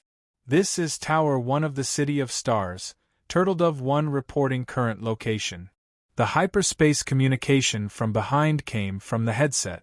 Lei Minkai raised his hand and pressed several buttons in front of him before connecting to the transdimensional communication. This is Turtledove 1. Our current location is the X063 hyperspace channel. There is still half an hour before contact with the predetermined target. End of report. After that, Ray Minkai released the communication button and waited for a reply from behind. Report confirmed. This is Tower 1. We have confirmed the location of Turtledove 1. Now the contact time between Turtledove 1 and the predetermined target has been revised from 30 minutes to 20 minutes. Please pay attention to navigation safety. When he heard that the contact time was shortened, Ray Minkai's eyes flashed with confusion. Tower 1. Is there an accident? No. It's not an accident. It's just that the hyperspace channel is affected by the spacetime singularity, so there are signs of local spacetime acceleration. This won't affect Turtledove 1's next mission. The tower's reply made Lei Minkai secretly heave a sigh of relief. After thanking them, Ray Minkai turned his head slightly and looked at Euphemia sitting in the co-pilot seat. At this time, Euphemia had changed out of the white gauze dress and into a fitted pink and white spacesuit. Moreover, Euphemia, who was traveling in the hyperspace channel for the first time, was very happy. As long as she looked at the extraordinarily bizarre and colorful hyperspace channel outside, Euphemia could not help but take out her personal terminal. While looking up technical information related to the hyperspace channel, she tried to take pictures of everything she saw. Seeing this, Ray Minkai did not disturb Euphemia's mood too much. Even if they were now in the test mission given by Coach Wang and Alawang. Now, Ray Minkai and Euphemia were in the hyperspace shuttle temporarily assigned to them by the administration.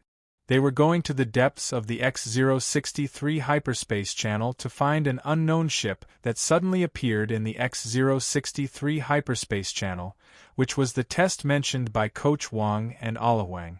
Although this mission looked simple, when Ray Minkai accepted this mission, he was keenly aware that Alawang, who was standing behind Coach Wang, seemed to have a playful smile on his face. Maybe this won't be an easy mission, Ray Minkai secretly thought. However, Ray Minkai had no reason to give up the badge that was about to be activated and the position of inspector. As she pondered, Euphemia gradually stopped what she was doing and began to put her gadget away. Although Euphemia's first experience in the hyperspace channel while sober, she, with great perseverance, quickly suppressed the excitement and returned to work. Kai. How long until we reach the target? Euphemia's voice brought Ray Minkai back from his thoughts. Oh. 10 minutes left. We have to be ready. After Ray Minkai glanced at the timetable, he took off the helmet floating beside him and handed it to Euphemia. Come on, put on the helmet. We're about to make contact with the target. After a while, the two put on their helmets and were ready to enter the void. Boom. Suddenly, there was a tremor in the hyperspace channel. It's here. Ray Minkai's eyes flashed, and he held the control lever of the shuttle tightly with both hands. AI, calculate the current position of the shuttle and the distance to the predetermined target. When Ray Minkai took control of the shuttle, Euphemia also issued instructions to the intelligent auxiliary AI equipped with the shuttle. The shuttle has currently entered the deep area of the hyperspace channel No. X-063. It is now 1 minute away from meeting the predetermined target. The AI's faithful report made Ray Minkai's eyes narrowed. AI. Report the time to meet the predetermined target? 1 minute away from meeting the predetermined target. The AI once again reported faithfully, which made Ray Minkai and Euphemia frown in unison. The tremor from the hyperspace channel did cause some turbulence in the shuttle driven by Ray Minkai, so Ray Minkai had to drive the shuttle that he had just obtained personally. There. Kai, look at the right side of the shuttle. Euphemia, who was looking around, suddenly raised her hand, pointed to the right side of the shuttle, and shouted. Ray Minkai looked back and found that a figure that was dozens of times longer and wider than the shuttle was braving the wind and waves from the screen of the hyperspace channel into the hyperspace channel. Its appearance made the tremor in the hyperspace channel at this time more violent, forcing Ray Minkai to concentrate on stabilizing the navigation posture of the shuttle again. In the grotesque waves, the huge figure finally passed through the screen of the hyperspace channel and completely entered the hyperspace channel. At this moment, as the strange streamers of the hyperspace channel disappeared from this figure one by one, Ray Minkai and Euphemia also saw the true appearance of this figure. What a huge ship!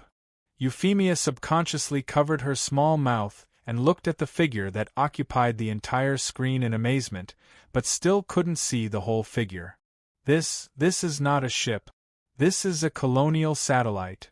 Ray Minkai's pupils shrank. When he realized what their mission target was, he immediately opened the communication channel again and sent a hyperspace communication back to the distant Xingyao city. Tower 1. This is Turtledove number 1. We have contacted the target. The target is not a space battleship, but a colonial satellite at least several kilometers long. When Ray Minkai's communication was sent back to Tower 1, it also caused a small commotion. Colonial satellite? How is that possible?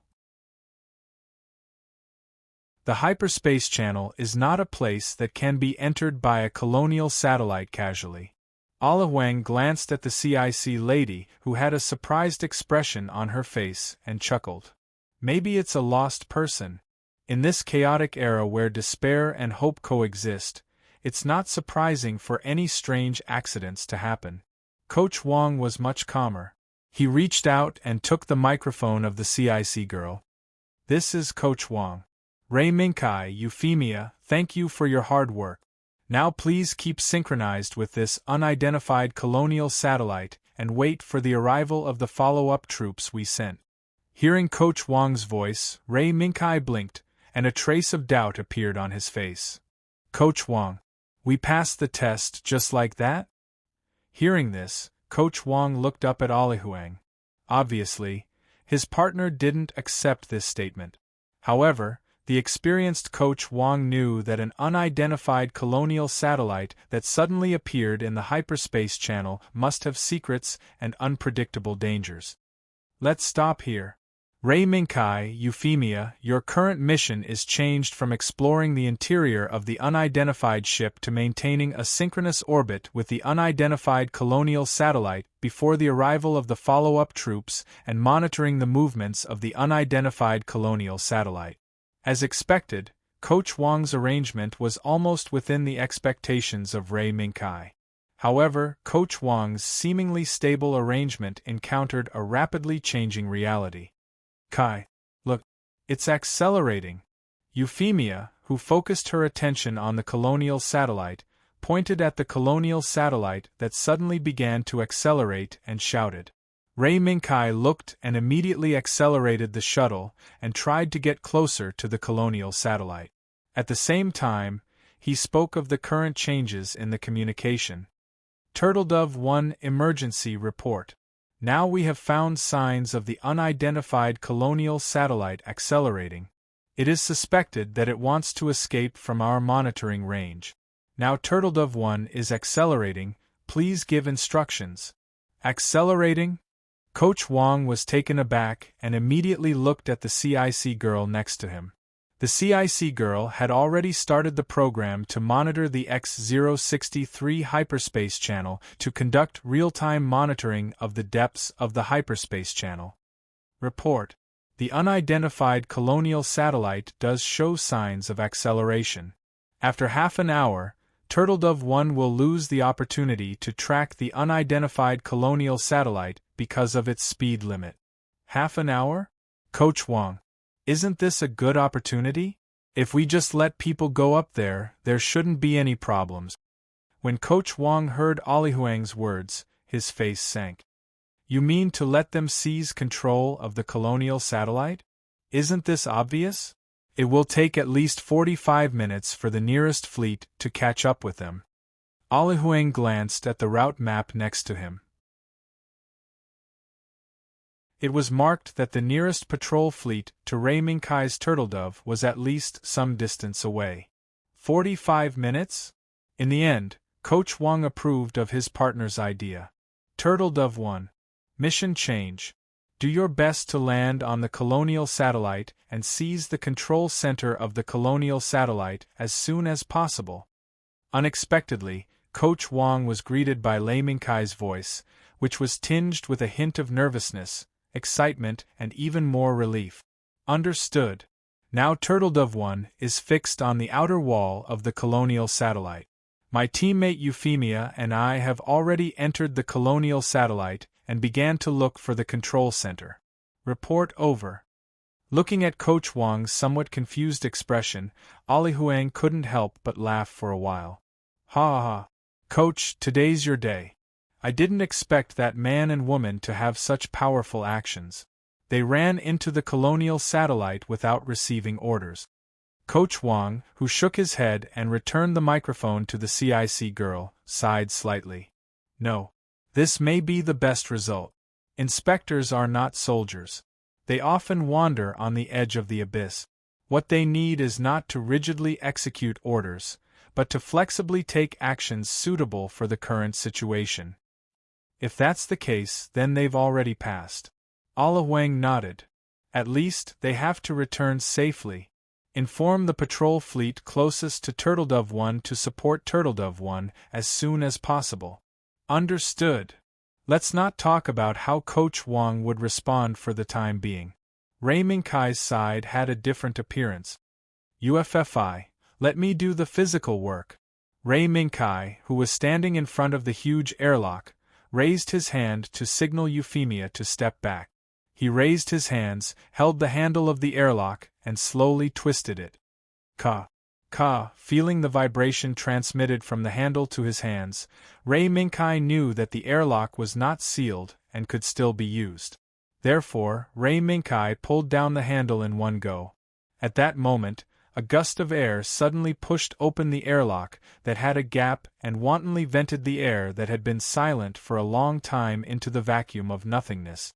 On the other hand, Ray Minkai had a look of lingering fear. In that split second, Ray Minkai was almost hit by the sudden opening of the airlock.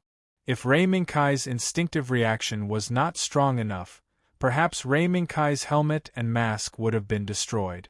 Kai, are you okay?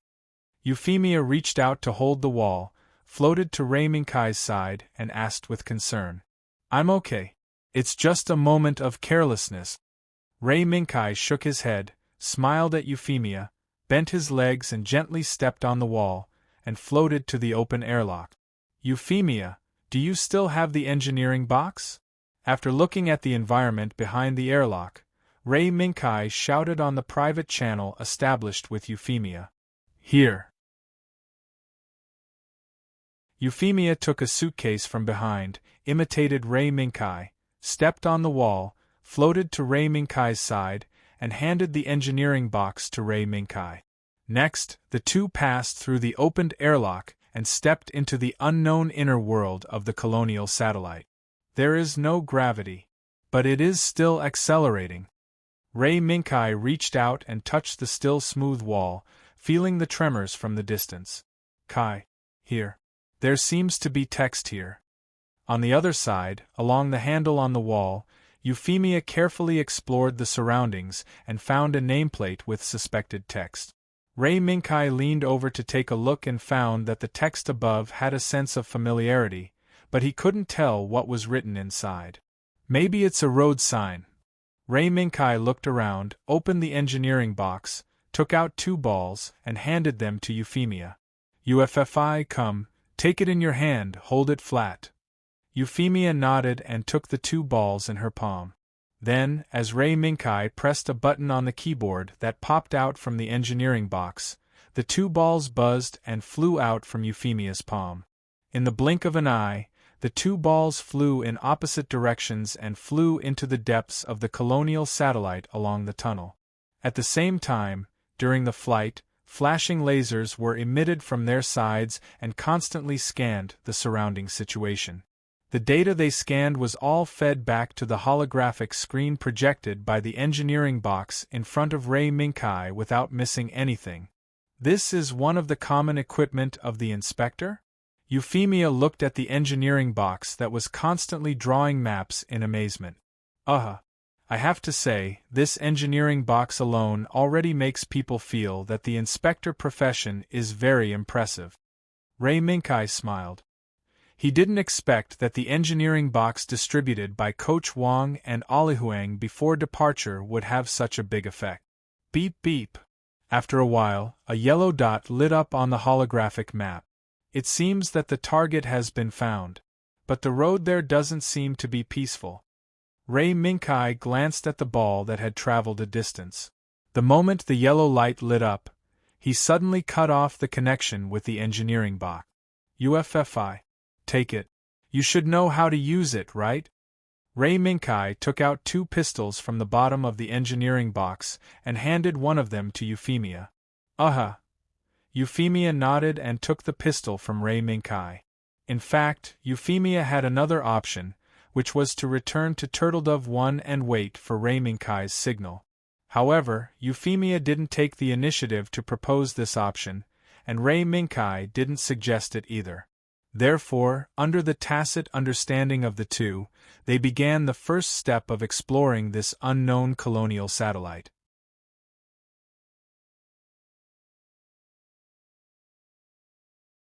Chapter 186. In the dim and deathly silent corridor, a tiny but unusually bright light shone. It quickly spread from one point to another, from a single point of light to countless rays of light of varying length. They quickly scanned up, down, left, and right of the aisle one by one, and the data obtained from the scan was uploaded to the system installed in the engineering box at the back through the communication module. The body of this light, the little guy that Ray Minkai called the exploration flyball, had other identical companions. They carried out high-speed exploration work in every corridor in this colonial satellite. Kai, is it here? Euphemia, who was wearing a spacesuit, with a pistol at her waist and an engineering box in her hands, looked up at the steel door in front of her and the exploration flyball that was constantly hovering. Well, it should be here. Ray Minkai nodded and looked back at the map projected from the engineering box. If the other exploration flyballs don't find anything in a short period of time, then we can only explore what is behind this steel door first. Upon hearing this, Euphemia lowered her head and looked at the projected map. The projected map in front of Ray Minkai and the others continued to expand as the number of exploratory flying balls increased to more than 10, and they continued to explore. Every second that passed, new map information would be added to the projected map. Now, in front of Ray Minkai and Euphemia, there was only the steel door marked with a yellow signal by the exploration flyball. Let's start. Ray Minkai waved his right hand, and the exploration flyball that was hovering in front of the steel door returned to Ray Minkai's palm. After Ray Minkai reached out and pressed an invisible button on it, the exploration flyball transformed into the form of a spider robot in the blink of an eye. With a few hops, it jumped out of Ray Minkai's palm and ran to the combination lock beside the steel door with its slender limbs. Hum! As a beam of light shot out from the top of the spider robot, the work of deciphering the steel door began. UFFI. Hide well. Ray Minkai, who was always paying attention to the progress of the spider robot, immediately sent a warning to Euphemia when he saw the red light on the spider robot's body turn green. He took the lead to lean against the door and cautiously watch the steel door that was slowly opening under the control of the spider robot. Rumble, in the vibration of the steel door slowly opening, the spider robot jumped from the combination lock. After jumping a few times on the ground, it turned around and rushed in through the gap of the steel door without fear. After a while, Ray Minkai, who estimated that the spider robot could see the situation inside, waved his hand behind him. Euphemia showed the image displayed on the toolbox to Ray Minkai. It looks like a square. Euphemia herself wasn't sure what kind of place the spider robot was looking at. Ray Minkai shook his head after carefully studying the image provided by the spider robot. Let's go take a look with our own eyes. An unknown purple gas slowly circulated in the air, occupying more than half of this seemingly vast space. Under this unknown purple gas, there were countless metal cabinets about 2 meters tall and 1 meter wide that were neatly placed here. These metal cabinets seemed to be arranged according to some kind of mathematical law, and they were gathered one by one into a square array. As far as the eye could see, Ray Minkai could see no less than 50 of these square arrays formed by countless metal cabinets, even though they were shrouded by the purple gas. What exactly is this? Goods? Euphemia frowned. She raised her hand and signaled the spider robot that was waiting for a new order to turn back into the exploratory flyball and had it quickly circle around the area. We can see with our naked eyes the square array. We have already confirmed 58 of them. Every square array is made up of 121 metal cabinet. Euphemia said briefly as she summarized the data returned from the exploratory flyball. 58 square arrays. Each array is made up of 121 metal cabinets? Ray Minkai's eyes suddenly narrowed. For some reason, he felt that the scene in front of him seemed to be familiar. He just couldn't remember where he had seen it before. UFFI. If I say that the things stored in these metal cabinets are people, would you believe me? When she heard Ray Minkai's baseless speculation, Euphemia's hands froze first, then she shook her head again and again, but she didn't say anything. Although Euphemia didn't know why Ray Minkai suddenly said this, according to the previous observation of the colonial satellite's length of about 10 kilometers, it meant that the number of metal cabinets hidden in the purple gas was far more than the total number of metal cabinets they could see. We can see more than 7,000 metal cabinet. If there are more metal cabinets in the purple gas, as you speculated, doesn't it mean that there are at least hundreds of thousands of people here, and human-like creatures are stored in these metal cabinets? As soon as Euphemia said this, she was shocked by her own speculation. Maybe. Compared to Euphemia, who was frightened by her own speculation, Ray Minkai was much calmer. Although, he was not sure whether his speculation was correct. Hundreds of thousands of people are packed in metal cabinets? With this idea alone, Ray Minkai felt that it was absurd. However, no matter how they speculated, they had to investigate the situation in front of them. Moreover, Ray Minkai and the others still had to seize control of this colonial satellite to prevent it from continuing to wander in the space-time channel. UFFI. What about the other exploratory flyballs? Before trying to enter the purple gas, Ray Minkai asked. The exploration has been completed. It is returning to our current location. After Euphemia pulled up the work status of all the exploratory flyballs, she found that except for the exploratory flyballs in the same place as them, the rest of the exploratory flyballs had completed their mission. Really? It seems that this is the right path. Even if we don't want to go, we have to go. Ray Minkai turned his hands over, quickly checked the status of the pistol, and nodded. UFFI, when the exploratory flyballs return, let them be the vanguard. This purple gas really makes people panic. 10 minutes later, the purple gas that was slowly flowing at a fixed speed was suddenly torn apart by a gust of wind, revealing a path leading to the depths of the gas. In a flash, a fluorescent light flew quickly, plunging into the depths of the path that had just been torn apart, and moving toward the unknown area. The same situation was also playing out in every corner of the purple gas. And the cause of this change was Ray Minkai and Euphemia, who found an exit among these exploratory flyballs. It has been 10 minutes since we entered this unknown gas. It seems that the number of these metal cabinets is far beyond our imagination.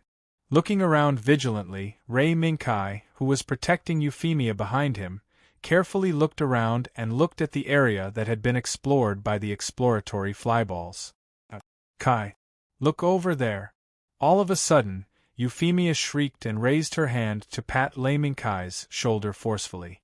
Ray Minkai turned around and pointed his gun in the direction Euphemia pointed, but what he saw made his face change color.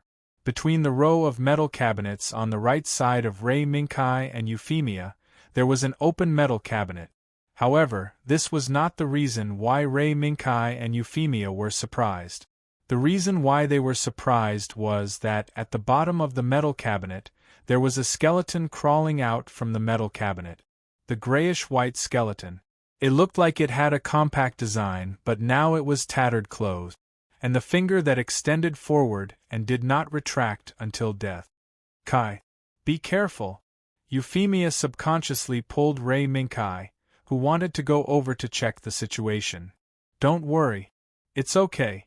Ray Minkai gently patted Euphemia's little hand, but to be on the safe side, Ray Minkai still recalled the 3 exploratory flyballs near them and began to scan with their current position as the center. It's a human. Ray Minkai squatted down next to the skeleton, and after studying it, he came to a conclusion that surprised even himself. Human? Euphemia finally overcame her fear and came to Ray Minkai's side and whispered, "Yes, it's a human." Ray Minkai took out his personal terminal and entered the data obtained from the skeleton in front of him one by one.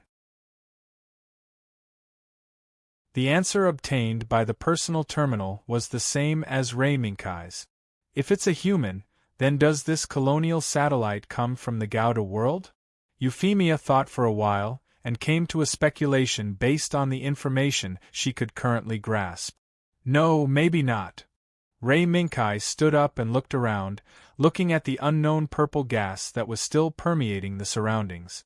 From the moment he saw the unknown purple gas, Ray Minkai consciously let the exploratory flyball try to analyze the composition of the unknown gas. The result made Ray Minkai puzzled. The unknown purple gas wasn't harmful. On the contrary, it was a kind of medicine that could make creatures in a long-term emotional state. In other words, as long as Ray Minkai and Euphemia took off their helmets at this time, they would immediately be forced into a certain emotional state by the unknown purple gas and stay here until they died. Beep beep. At this moment, the exploratory flyballs that penetrated deep into the unknown purple gas suddenly sent back an emergency signal. Kai. The exploratory flyball seems to have found the exit. Let's go. Fortunately, shortly after Ray Minkai and Euphemia left the skeleton, they saw a strange square vehicle parked on the side of the road.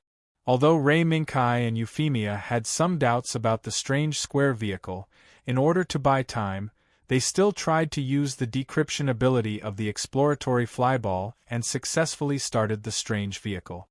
Another 10 minutes passed. During these 10 minutes, Ray Minkai saw more and more skeletons as he drove the strange vehicle. Some of the skeletons not only crawled out of the metal cabinets, but also walked a distance to the main road before falling on the side of the road, until the moment of death arrived. What the hell happened in this place? The more she saw the skeletons, the more frightened Euphemia was of the scene in front of her.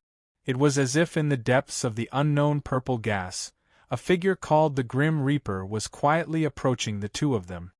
UFFI, calm down. No matter what it is, we will see its true face soon. Sensing the change in Euphemia's mood, Ray Minkai reached out and shook Euphemia's small hand, trying to give her courage. Under the comfort of Ray Minkai, Euphemia's emotions gradually calmed down. Moreover, in the unknown purple gas in front of them, there were constantly drawing circles of light. More and more exploratory flyballs were gathering here. Without a doubt. In the depths of the unknown purple gas, another steel door blocked Ray Minkai and Euphemia's path forward. But under the operation of Ray Minkai and Euphemia, who were starting to become familiar with the process, this steel door did not take them much time and was slowly opened. Seeing that the gap in the steel door was getting bigger and bigger, the slowly flowing unknown purple gas also began to roll along the gap and rushed into the unknown space behind the steel door. Ray Minkai and Euphemia raised their pistols at the same time. At the same time that the exploratory flyballs turned into spider robots entered the steel door, they rushed in one after another. As soon as he entered the door, Ray Minkai was stunned. The broken wall. It was a pipe that hung from the ceiling, but it was broken and seemed to be very old. The floor that looked like it was paved with steel plates, but it was rusty. In front of them, where the railings should be erected, there were only 2 or 3 broken iron pipes silently recounting the past years. The dilapidated state of the room and the huge space filled with metal cabinets outside were like heaven and earth. This is the control center of the colonial satellite? Euphemia, who was also shocked by the dilapidated scene in front of her, put down her pistol, and her face was full of disbelief. If the exploration program of the exploratory flyballs is not wrong, This should be the control center of this colonial satellite. Even if it looks so dilapidated and rusty. Ray Minkai also smiled bitterly. However, just when they were in disbelief at the scene in front of them, a hoarse voice, as if there were countless iron sand in the throat, suddenly sounded and echoed in this dilapidated space for a long time. Who is it? Who is disturbing the sleep of the Emperor of the Universe? As soon as the voice sounded, the pipes hanging from the ceiling seemed to have begun to move. The rusty floor was also rumbling, as if something was about to rush out from below and tear Ray Minkai and Euphemia apart. In the face of this strange phenomenon, Ray Minkai protected Euphemia behind him while guiding Euphemia to retreat slowly toward the open door behind them. Who is it? Who is disturbing the sleep of the Overlord of the Universe? Another angry roar rang out. The strange thing was that although the roar this time was still hoarse and unpleasant to the ears, it was much better than the previous one. Boom! Suddenly, in the center of this dilapidated and rusty room, there was a violent explosion. Countless dust, sand, and even iron pieces mixed in it were lifted into the air in this explosion, and then fell from the air with tinkling sounds, smashing on the ground. Who is it? Who is disturbing the universe? Dang! Just before the roar finished, a piece of iron fell from the sky like a celestial soldier and smashed it back. Ah! It hurts! Which bastard is hitting me? Suddenly, Ray Minkai and Euphemia looked at each other. The state of extreme vigilance from before had mostly subsided at this time. Maybe this voice that claims to be the overlord of the universe is an idiot?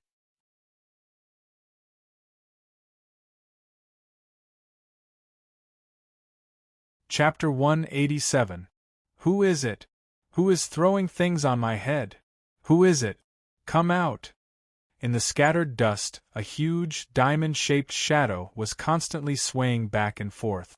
Moreover, while it was swaying, it was hit by iron pieces falling from above from time to time, which triggered a burst of buzzing curses.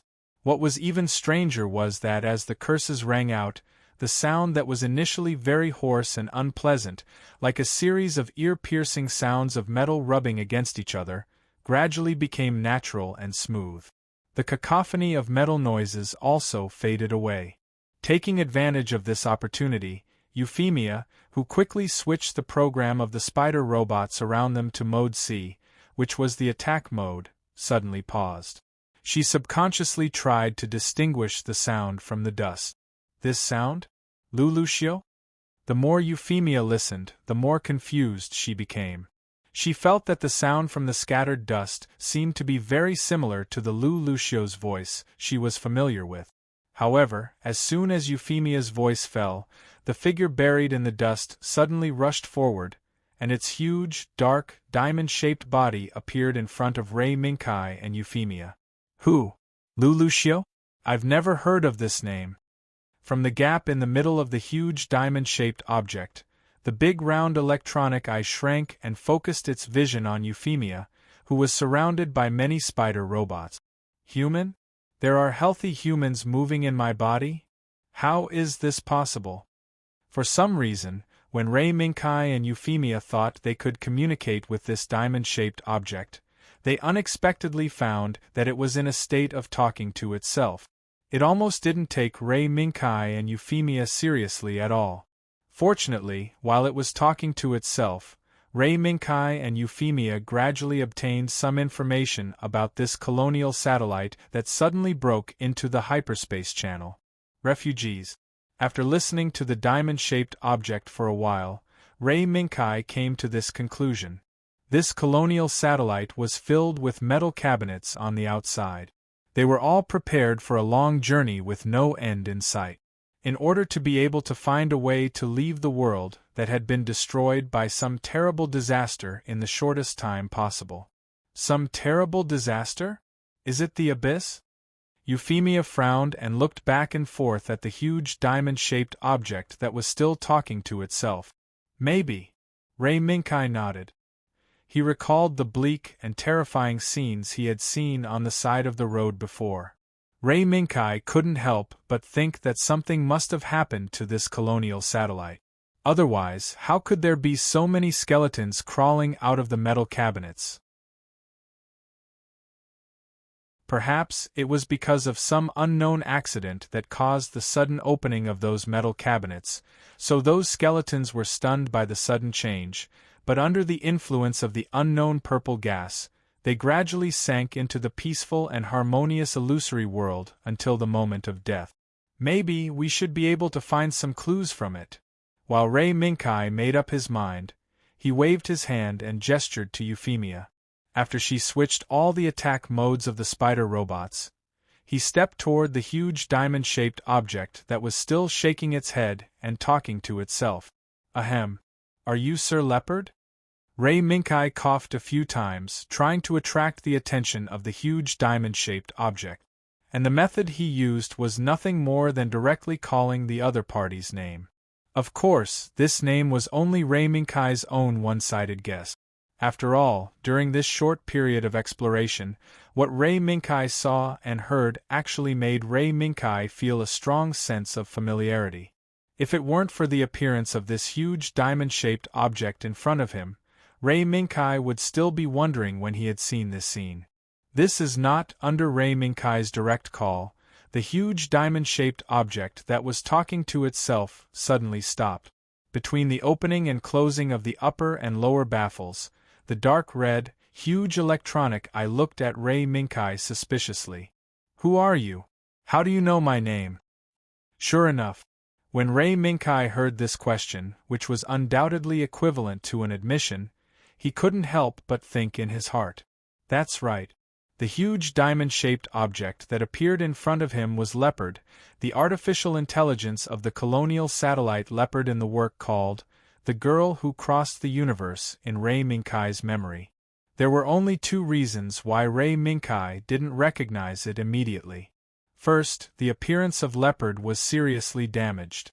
It was far from the 15 kilometers long and 5 kilometers in diameter in Ray Minkai's memory. Second, Ray Minkai's memory inevitably had some omissions or even forgotten after experiencing 2 world shuttles. Who are you? How do you know my name? No. He is a human, so he naturally knows the name of the Great Leopard. After all, I am also a universe overlord, the great existence that protects them. Seeing that Ray Minkai didn't answer its question, the diamond-shaped object, AI Leopard, began to talk to itself again. Why do I remember this guy doesn't seem to be like this? Looking at the appearance in front of him that was completely different from the image in his memory, Ray Minkai was a little puzzled. Could it be that there was an accident during the time travel? Suddenly, Ray Minkai was alarmed. Kai! Be careful behind you! Amidst Euphemia's exclamation, Ray Minkai suddenly rolled on the ground and barely avoided the whip attack from above his head. Ray Minkai paused and quickly looked up. He found that it was the old pipes hanging above his head that launched the attack. What's going on? Ray Minkai was shocked and immediately stepped back, trying to quickly join Euphemia. On the way, Ray Minkai subconsciously looked at Leopard, who was talking to himself just now. In the end, it didn't matter if he didn't look. At first glance, he knew something was wrong. UFFI. Be careful, this guy is beginning to abyss. Get out of this room quickly.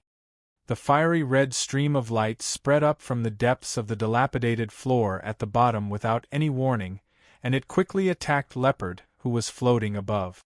Leopard, who had fallen into a state of talking to himself, was unaware of the situation in front of him. He was still talking to himself and chattering non-stop. After Ray Minkai informed Euphemia loudly, he looked up at the dilapidated pipes above his head that were ready to attack.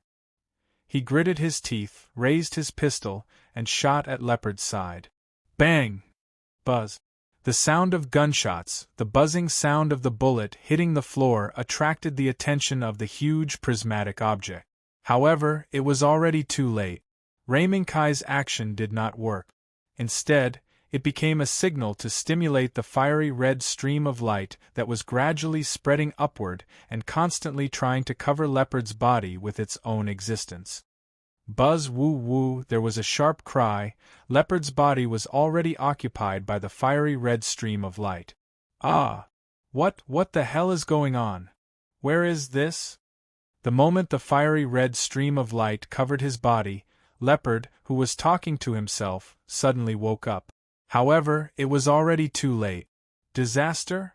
When? When did these damned calamities crawl onto my body? Leopard shook his body repeatedly, trying to shake off the fiery red stream of light on his body, but he did not succeed. Instead, the fiery red stream of light devoured the other parts that were not covered even more wildly. Bang! There was a gunshot, a burst of sparks. Leopard once again noticed Ray Minkai's figure. Hey! That human over there. Come and help. Hurry up and help me get rid of these disasters. Otherwise, I will be swallowed. Leopard's urgent cry for help stopped and was replaced by a hoarse and low voice with an ominous aura. Devour! Swish! Swish! Swish!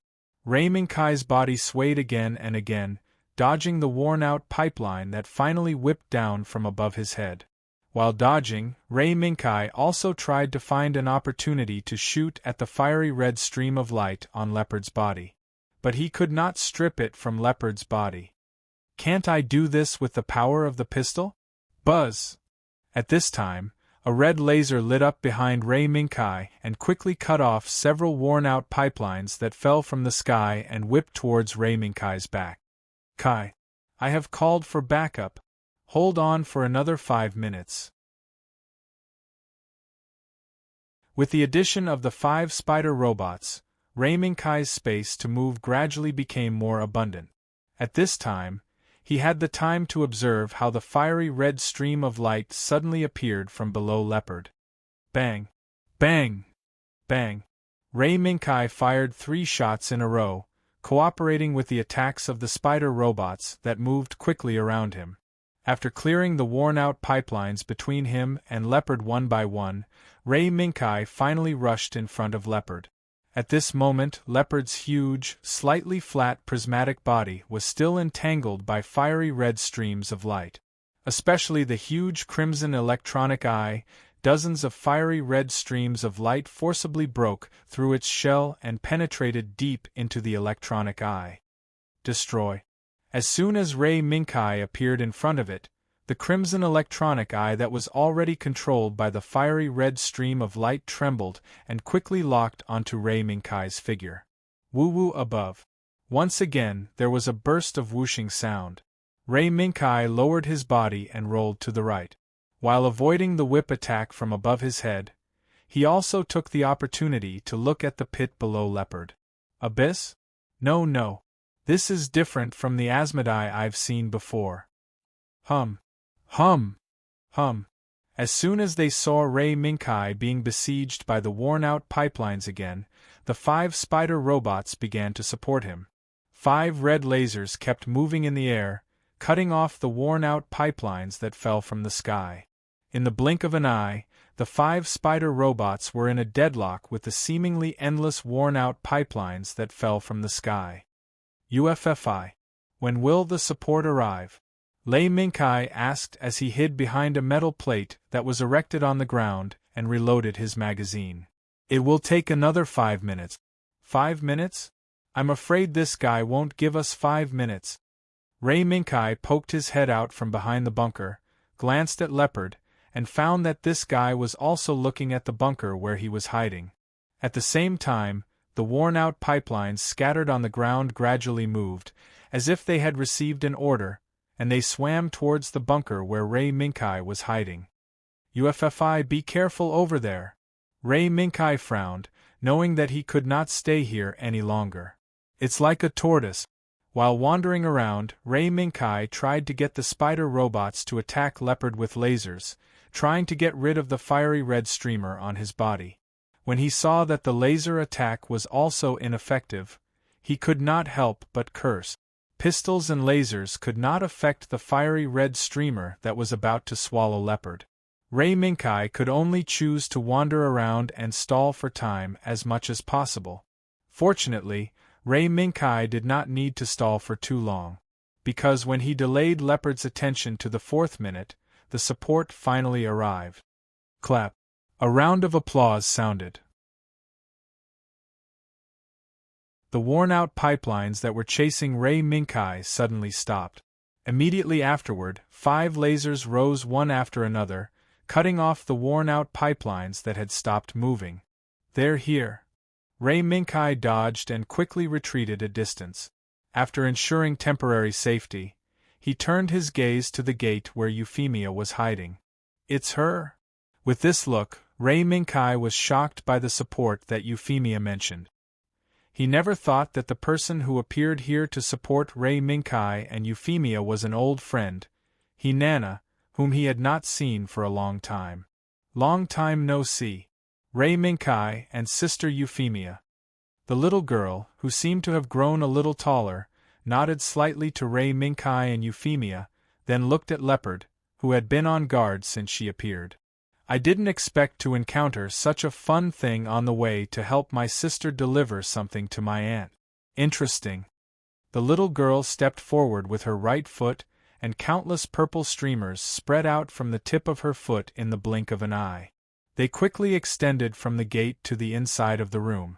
Wherever these purple streamers passed, whether it was the worn-out pipelines that were chasing Ray Minkai or the fiery red streamers that spread out from the pit under Leopard, they all retreated frantically as if they had seen a ghost.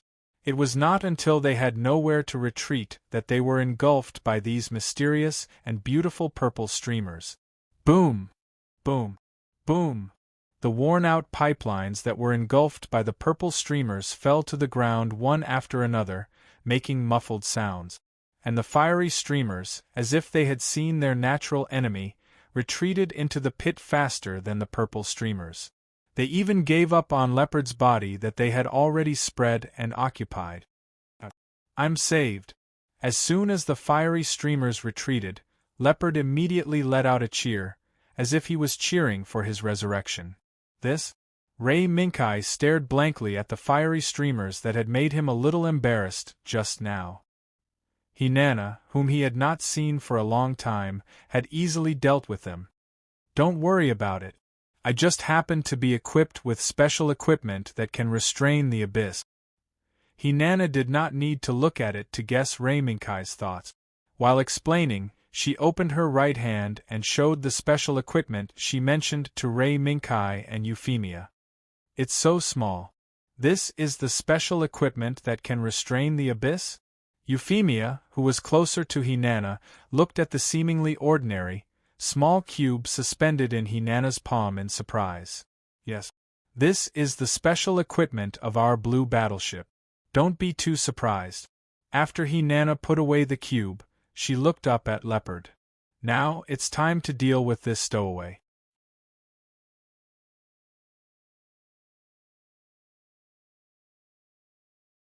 Chapter 188.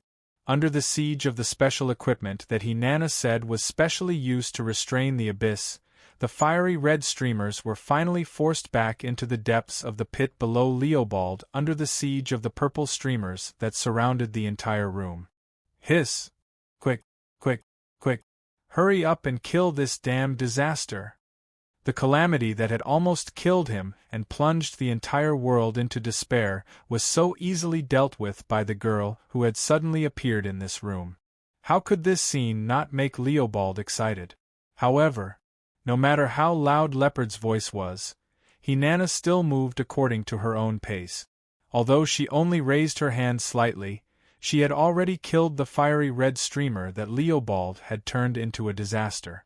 However, in reality, this seemingly simple action had already used more than 60% of Hinana's computing power. Furthermore, the consumption of computing power was gradually increasing. Under the gaze of the ignorant and eager Leobald, the offensive and defensive battle between the purple streamer and the fiery red streamer finally came to an end after a flash of light. As the flash disappeared, Leobald, who could no longer feel the damned disaster's aura, was still worried. He controlled the probe that could barely continue to operate, constantly scanning the pit below him back and forth. Leobald, who was busy making sure that he would not be controlled by the damn disaster again, did not care about Ray Minkai, Euphemia, and Hinana for a while. "Are you okay?" Euphemia, who was standing near Hinana, saw that Hinana's body seemed to shake the moment the purple streamer disappeared. She quickly stepped forward to support Hinana and asked with concern, "No. I'm fine. I just used too much energy." Hinana held up the small square again with her right hand, showing a distressed but happy look. "Hinana, is this the special equipment you said can restrain the abyss?" Seeing that there was no longer any danger, Lei Minkai strode back to Euphemia's side, and sized up the cube in Hinana's hand. It was an ordinary-looking cube, but it had great power. This is the latest special equipment developed by the administration. At present, it is only used by our cerulean battleship. Hinana flipped her hand and put away the cube. She sighed and said, "I believe you all saw what happened just now. If it weren't for me, with the powerful computing power of our cerulean battleship, I'm afraid it would take the combined computation of more than 3 Macross mainframe computers to activate it." The latest special equipment developed? Upon hearing Hinana's explanation, Ray Minkai couldn't help but nod. The reason why he asked this question was because in the previous world of Lu Lucio, he, Mimi, and the others didn't use such special equipment. However, looking at Hinana's current state, Ray Minkai also understood. Probably at that time, such a powerful weapon had not yet reached the point where it could leave the laboratory. Let's not talk about this first. Why don't we ask about this big guy? Hinana waved her hand and 3 chairs appeared and were put down one by one around Leopard. "What?" The sound of the chair being put down startled Leopard, who was concentrating on scanning the small corner where he was. After jumping 3 times in a row, he realized that it was just a false alarm. You, what are you doing? Don't you know that you'll scare people if you suddenly drop a chair on them? Rude guy." Glancing at the shouting Leopard, Hinana looked at him with a hint of contempt and sat on the chair in front of Leopard. "Hello. I'm the SPF, Authorities Special Inspector Hinana. Now, your colonial satellite has violated the safety of the transdimensional waterway navigation, transdimensional waterway management, and other relevant regulations. First of all, your name? What? Super. Transdimensional. Transdimensional waterway? SPF Authority? What is that? Does the Overlord of the Universe, Leopard, need to say his name? Human, it's just a coincidence that you saved me. Don't think that I will be grateful to you because of this." Leopard was taken aback. The prismatic baffle kept flying up and down, making the huge red eye shrink and expand as it flew. "Your name is Leopard?" Facing Leopard's clamor, Hinana did not flinch and even calmly counterattacked. "Looking at you, you should be the artificial intelligence of this colonial satellite. Although I don't know what you have experienced before, as the artificial intelligence that controls the entire colonial satellite, Mr. Leopard's level is really disappointing." "What? My level is really disappointing?" Leopard was taken aback, and then shouted with a louder and more arrogant voice than before. "You little human, do you know who you are talking to? The most outstanding and excellent colonial satellite created by the most advanced technology of mankind, the intelligent AI of Leopard. Am I right? Alas, too much time has passed, and my memory has become blurry." Ray Minkai, who was sitting on the left of Hinana, spoke out Leopard's identity at this time. "Leopard? Are you really not Lu Lucio?" Euphemia, who was sitting on the right of Hinana, then asked. "Who is that Lu Lucio? Woman, listen to me. I am the Overlord of the Universe, the Supreme Leopard. You, here." Bang! Before Leopard's angry retort could finish, he was bounced back by a strong force and almost flew out of the pit where he was. This scene made Hinana, who used the Klein force field to teach Leopard a lesson, interested. You didn't fly out. It seems that you, a useless artificial intelligence, are a bit interesting. Despite her interest, Hinana still did not forget to give Leopard a blow. Woman! I'll say it again. I'm not a useless artificial intelligence. I'm the Great Leopard. Yes, Your Excellency Leopard.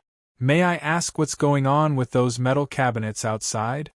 When Leopard shouted again, he was once again interrupted by Ray Minkai. Moreover, after this interruption, Leopard's entire prismatic body seemed to have fallen into a state called petrification. His figure looked a little bleak to Ray Minkai, Euphemia, and Hinana. Immediately afterward, a rustling sound came from Leopard's body. Because Leopard was a little depressed by Ray Minkai's attack just now and chose to turn his back to Ray Minkai, Ray Minkai and the other two did not hear what this sound meant.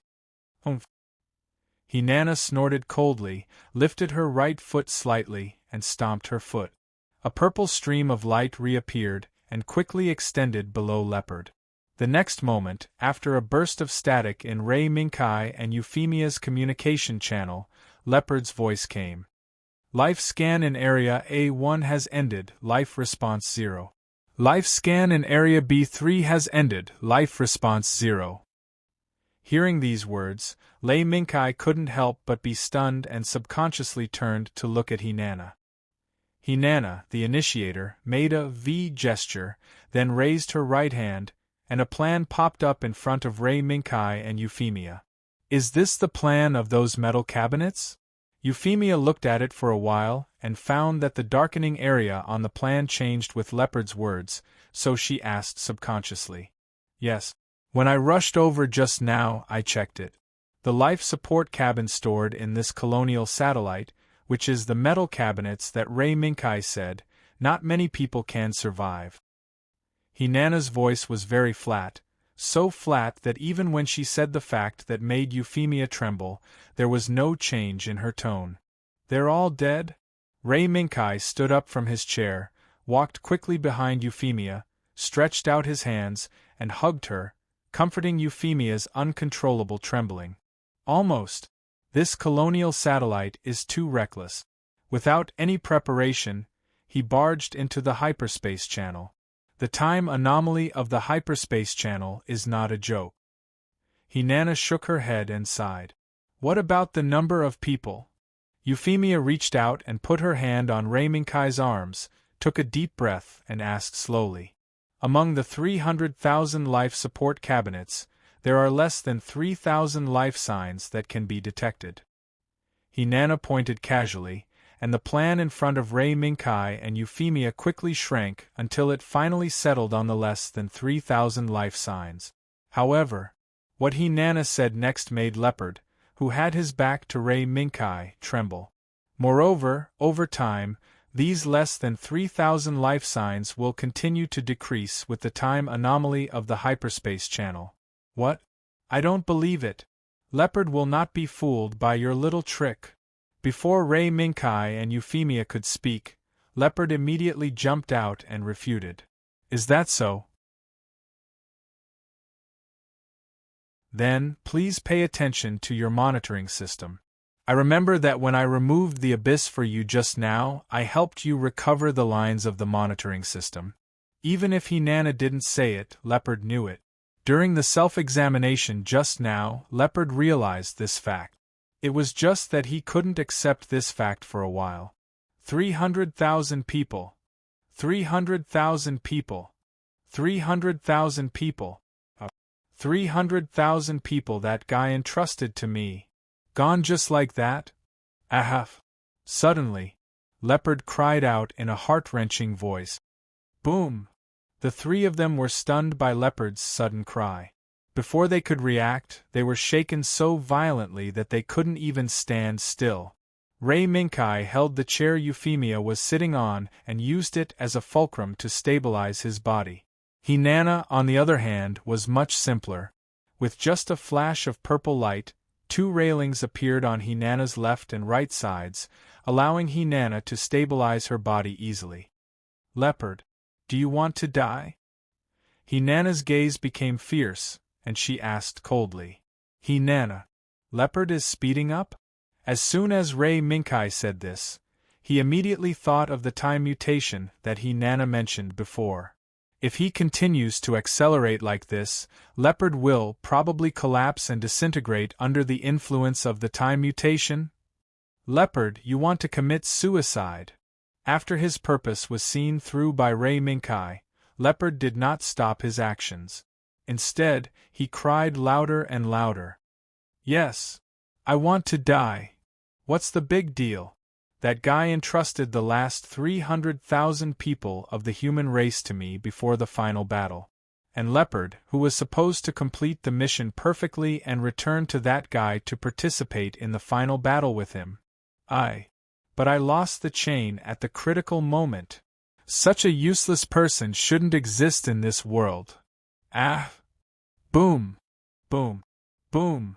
Leopard, who was ignited with the will to die, ignored Ray Minkai's dissuasion. Instead, he accelerated deeper into the ultra-space-time channel. As Leopard went deeper into the ultra-space-time channel, the ubiquitous time mutation became more and more active.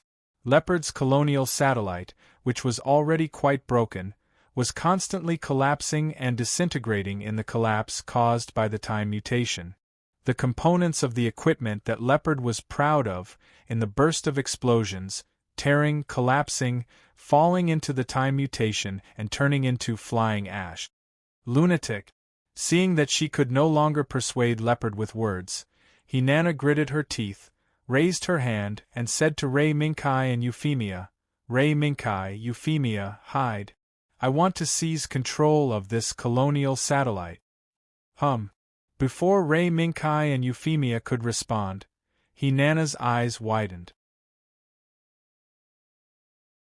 The moment a golden light flashed in the depths of her pupils, a purple stream of light that was brighter, and more gorgeous than before rushed out from Hinana's feet.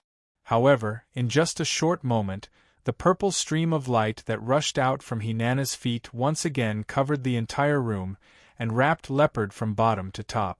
The moment she completely cut off his connection with the colonial satellite, Hinana completely seized control of the colonial satellite.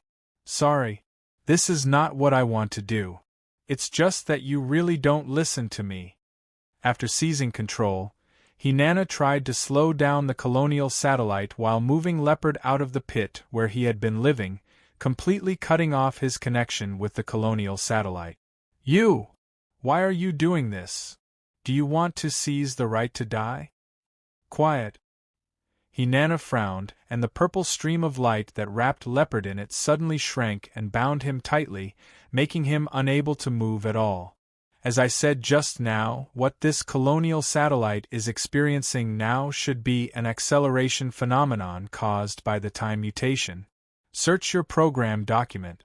I'm afraid it hasn't been long since you mistakenly entered the hyperspace channel. Leopard was taken aback, and then quickly searched his program document. The next moment, Leopard jumped on the ground, trying to break free from the control of the purple stream of light. You don't want to die? Hinana raised her eyebrows and asked with some playfulness. The prismatic object flew up and down. It was really difficult for Leopard. Unable to speak, he could only answer Hinana's question with this action. That's what you said. However, even if you want to die, I won't stop you. After all, my mission is just to solve this colonial satellite that broke into the hyperspace channel. Do you have a way to get me back? Go back to that guy. As soon as he was unbound, Leopard asked Hinana. Me? Why are you asking me? The person responsible for dealing with your affairs is not me, but him, the inspector who is about to be promoted, Ray Minkai. Hinana shook her finger, and then pointed at Ray Minkai, who was just a bystander. Me? Him? Ray Minkai and Leopard were both dumbfounded.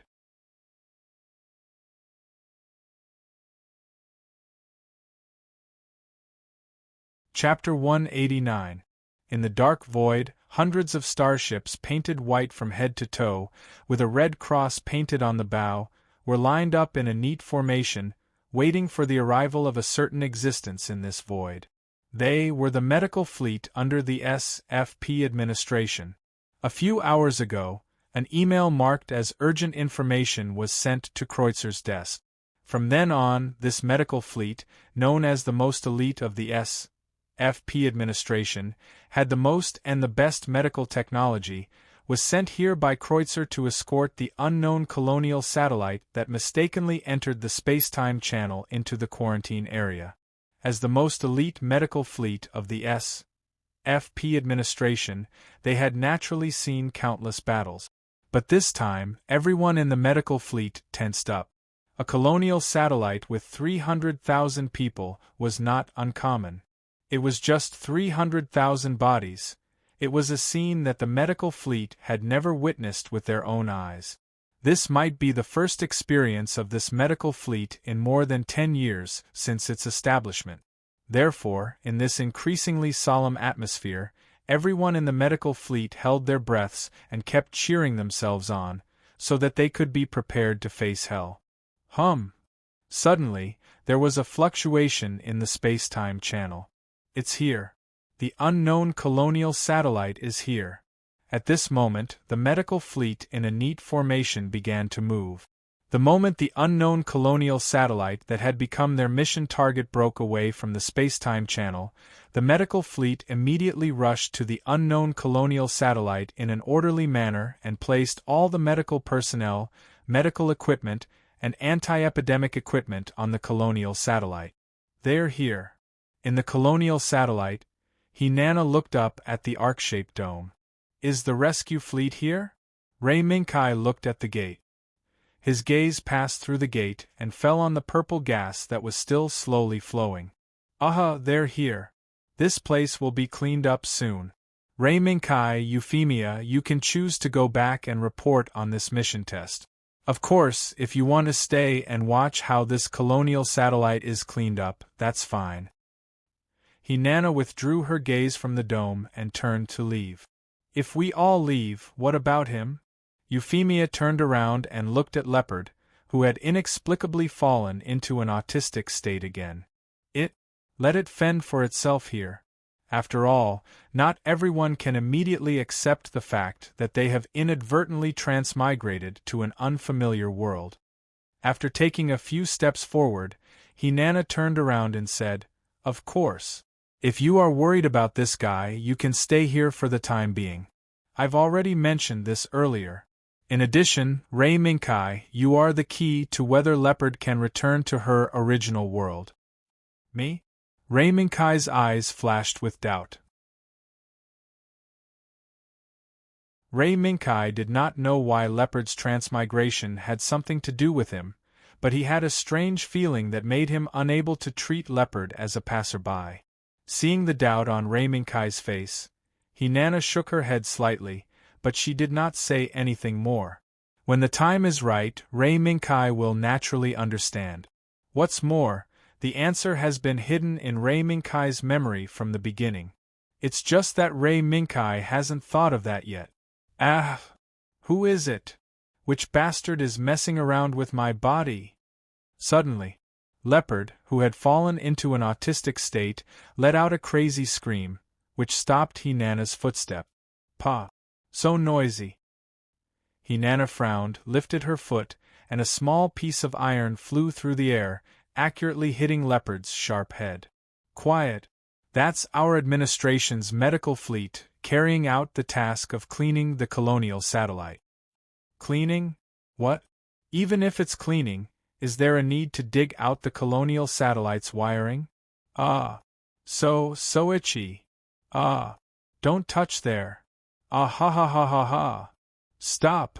No. At this moment, Leopard was like a child who had been tickled, constantly begging for mercy, constantly rolling back and forth on the ground. In the midst of the intensity, he would jump into the air and free fall. This noisy appearance was already completely different from the quiet and autistic state that he was in earlier.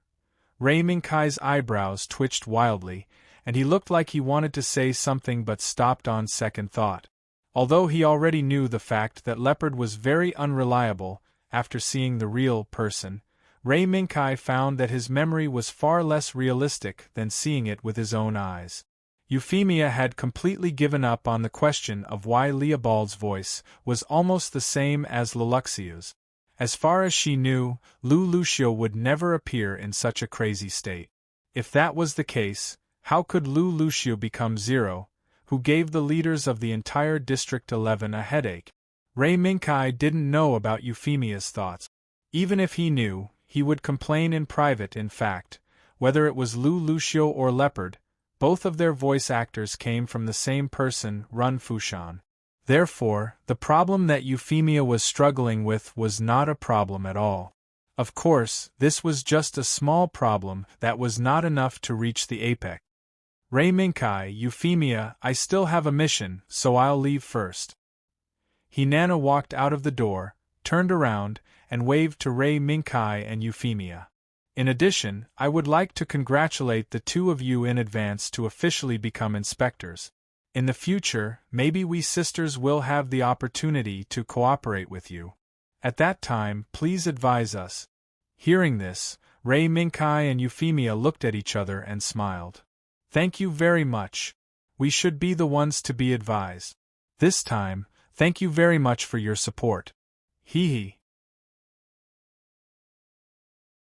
No need to be so polite. Okay. Goodbye. Hinata left. Leopard was still in a state of madness because of the medical fleet's epidemic prevention treatment on the colonial satellite, and there was no room for her to communicate with others. Seeing this, Ray Minkai shrugged his shoulders, left the room with Euphemia, and returned to the internal space of the colonial satellite where the 300,000 metal cabinets were placed. This is? As soon as they walked out of the door, the two's eyes lit up. Unknowingly, the purple gas that had almost occupied the entire internal space of the colonial satellite had quietly subsided, revealing the things buried in the purple fog, the seemingly endless forest, composed of more than 300,000 metal cabinets. Moreover, when Ray Minkai and Euphemia were shocked by the forest in front of them, some water droplets suddenly dripped from the top of their heads, fell on their glass masks, and slowly slid down along the arc of the glass mask. 1 drop, 2 drops, tick, tick, the water droplets became denser and denser, converging into rain in the bursts of ticking sounds, surrounding the forest composed of more than 300,000 metal cabinets. Quietly, in this forest, rays of light slowly rose up. The weak and firm white light was like a candle that burned strongly in the wind and rain. This is, as soon as she spoke, Euphemia, who was shocked by the scene in front of her, suddenly found that she could no longer say a word, a sentence, and only choked with sobs. UFFI. Looking at the white light rising in the forest, Ray Minkai did not feel good. However, he knew that this was what the medical fleet could do for those who were unfortunately killed when crossing the space-time channel. Tick tick. The spacesuit issued a reminder to the External Environment Monitoring Program. Ray Minkai raised his hand and saw the monitoring results projected on his arm. It showed that the internal environment of the colonial satellite had been restored to the level where humans could move freely. Click. The sound of a button being opened came from the side.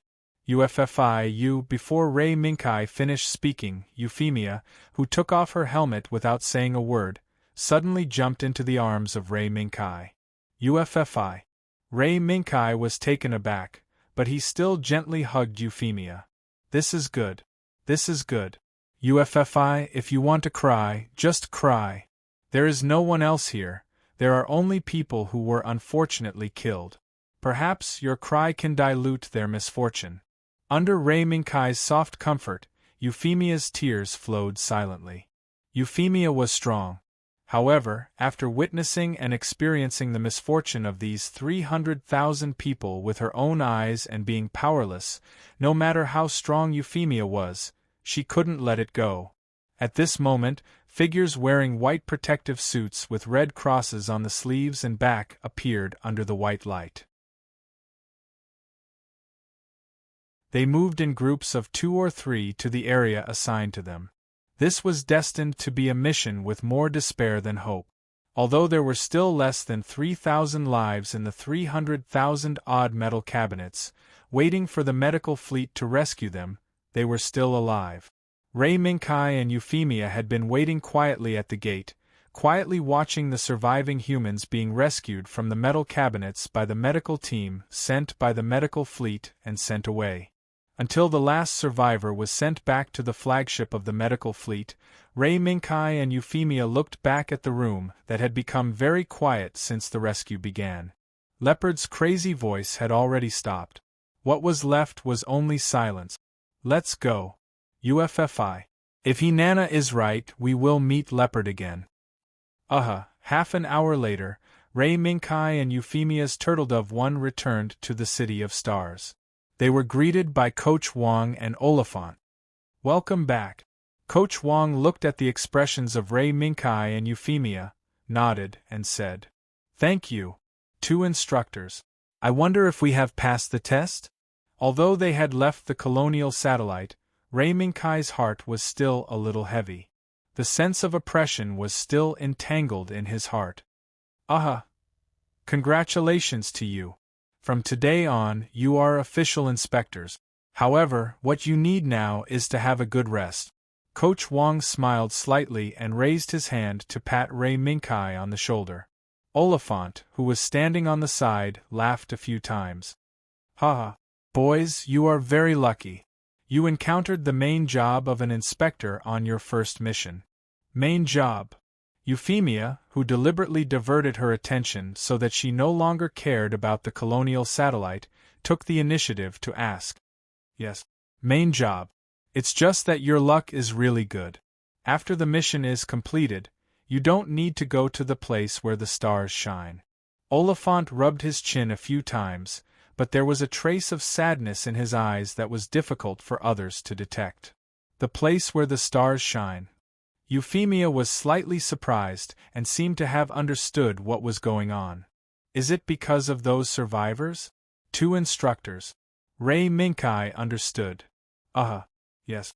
Although we don't know the state of their original world, we have to use the worst-case scenario as the basis for our conjecture.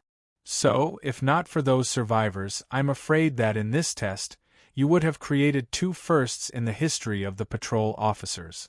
As soon as Coach Wong finished speaking, Ala Wang continued the conversation.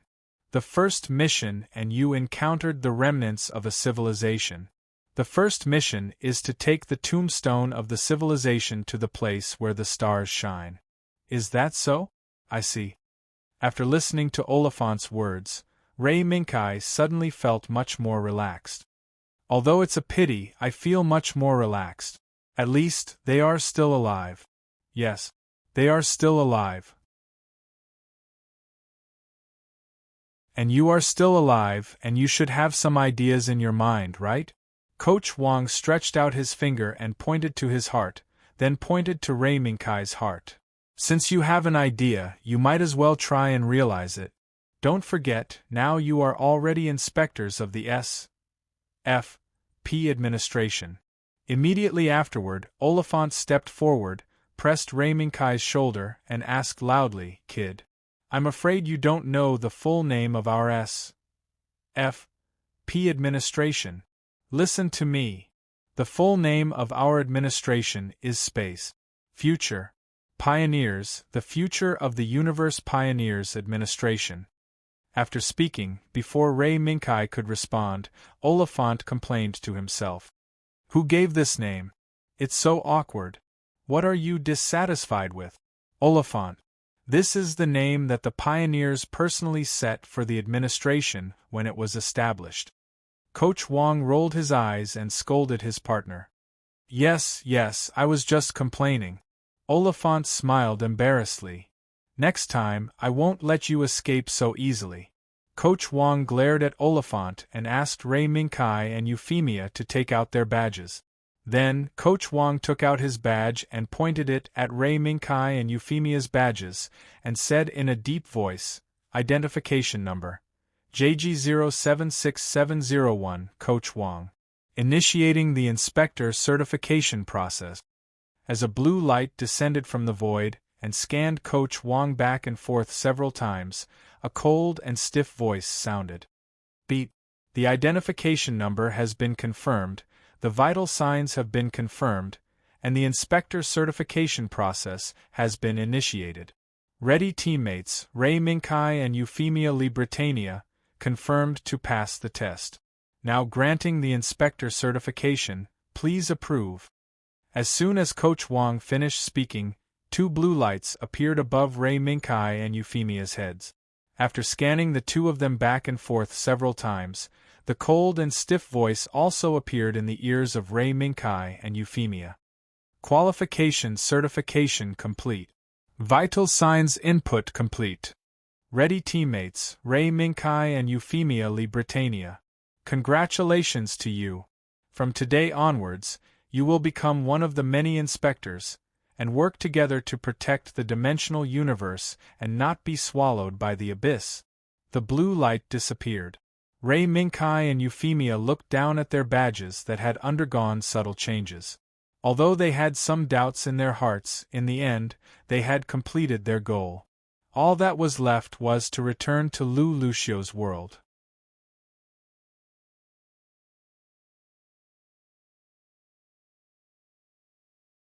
Chapter 190. In the evening. In the streets of a city next to the endless black forest, 3 figures were walking slowly, casually walking on the empty street. However, although the 3 figures looked very leisurely, in fact, their eyes revealed a sense of caution. Among them, the white figure walking in front was the most cautious. His entire body was covered in pure white hair, especially the white mane that extended from his head to his shoulders and chest. With a mighty and majestic body, every step he took was like the king of beasts, White Lion's 0 form. The majestic and mighty king of beasts slowly moved its huge head and looked around with its eyes that were constantly flashing with ferocity. State 0, why did you suddenly become a lion? You will scare people like this. Behind the White Lion 0, a girl with long pink hair looked worriedly at the empty streets around her. After Ray Mingkai and the others officially became one of the many inspectors, after some preparation, Ray Mingkai and Euphemia took the White Cat State 0 to a spaceship going to the dimensional universe near Lu Lucio World, Macross Winchim, and returned to Lu Lucio World. The moment they were transmitted to the ground, the White Cat State 0, who had been quietly staying in Euphemia's arms, suddenly broke free from Euphemia's arms and fell to the ground. With a shake of its body, it turned into a beautiful, white and long mane, looking extraordinarily mighty and majestic white lion. Scare people. White Lion slightly opened its huge mouth, the corners of its mouth raised, and smiled. Euphemia, I'm afraid there are no more humans in this city. No more humans? Euphemia was stunned, and subconsciously looked at a shop next to the street. She could see the furnishings in the shop from the floor-to-ceiling windows. From the electronic clock hanging on the wall and the dishes on the table, it was not difficult to see that this shop was a popular restaurant. But isn't it mealtime now? Euphemia raised her head again and looked at the electronic clock hanging on the wall through the floor-to-ceiling window. It was 6:00 in the evening. According to an ordinary person's daily routine, it was time for them to start making dinner or to sit at the dining table and enjoy dinner with their family. Yes, it should be a restaurant. After walking to the other side of the street, Ray Mingkai observed the surrounding shops and confirmed that Euphemia's speculation was correct. However, Ray Mingkai came up with another conjecture, or rather, an answer. UFFI State 0. Come over here. Something seems to have happened. Euphemia and Baishur walked over and looked in the direction that Ray Mingkai pointed. They found that the interior decoration of the shop that Ray Mingkai pointed out was extremely different from the surrounding shop. No. It should be said that it was not different. Instead, it was very messy, as if it had been robbed. Things and tables were thrown all over the place. Suddenly, Baishur Zero's nose twitched a few times. There's a situation. Baishur Zero's gaze changed. Its figure flashed and rushed into the alley next to it. Roar! Following Baishur Shiro's roar, Lei Minkai and Euphemia, who were following him, chased into the alley, but they were surprised to find that Baishur Shiro was alone in the alley.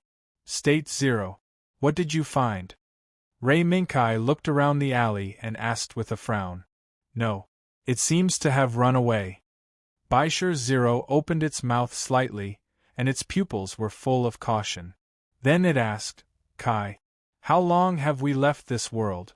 About half a year to a year. Rei Minkai recalled the time he saw on the electronic clock on the wall and estimated. Half a year?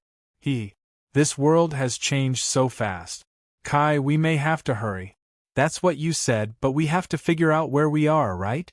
This is different from the teleportation location that we discussed with the Windchime in advance. In my memory, the scenery in the 11th district is not like this. Rei Minkai walked out of the alley and looked at the buildings around the street. Compared to the 11th district in my memory, the buildings here are more like European-style buildings. Maybe this is Europa. Kai, I have some impressions of the architectural style around here. Perhaps this is the territory of Langlan Shi, a special term, don't mind it. Euphemia reached out and touched the wall next to her that became cool with the setting sun, and said softly, Langlan Shi? When he heard the name, Rei Minkai was slightly stunned and then pondered. If the country where Rei Minkai and the others were now in was Langlan Shi, and coupled with the current timeline, a name involuntarily emerged in Rei Minkai's mind. A kid. No. It should be Hyugaingdo. If there is no other place, the endless forest next to this city is probably Hyugaingdo, that is, the Black Forest where the fallen Akid began the plot. However, having said that, compared to the name Hyugaingdo, Rei Minkai is more accustomed to the name Akid. Do you think of anything? Standing in the alley, Hakushiki Zero, who looked back and forth, took a steady step and came to Rei Minkai's side. Well, some. But I need to verify it. Rei Minkai nodded. Just as he looked back at the Black Forest outside the city, a loud noise happened to resound through the sky. At the same time, a looming column of smoke slowly rose from the Black Forest, which was particularly conspicuous. Explosion? Is there a battle?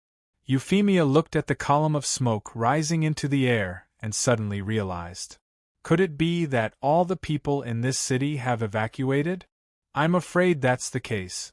Otherwise, it's hard to explain why some of the furnishings here are good and some are messy.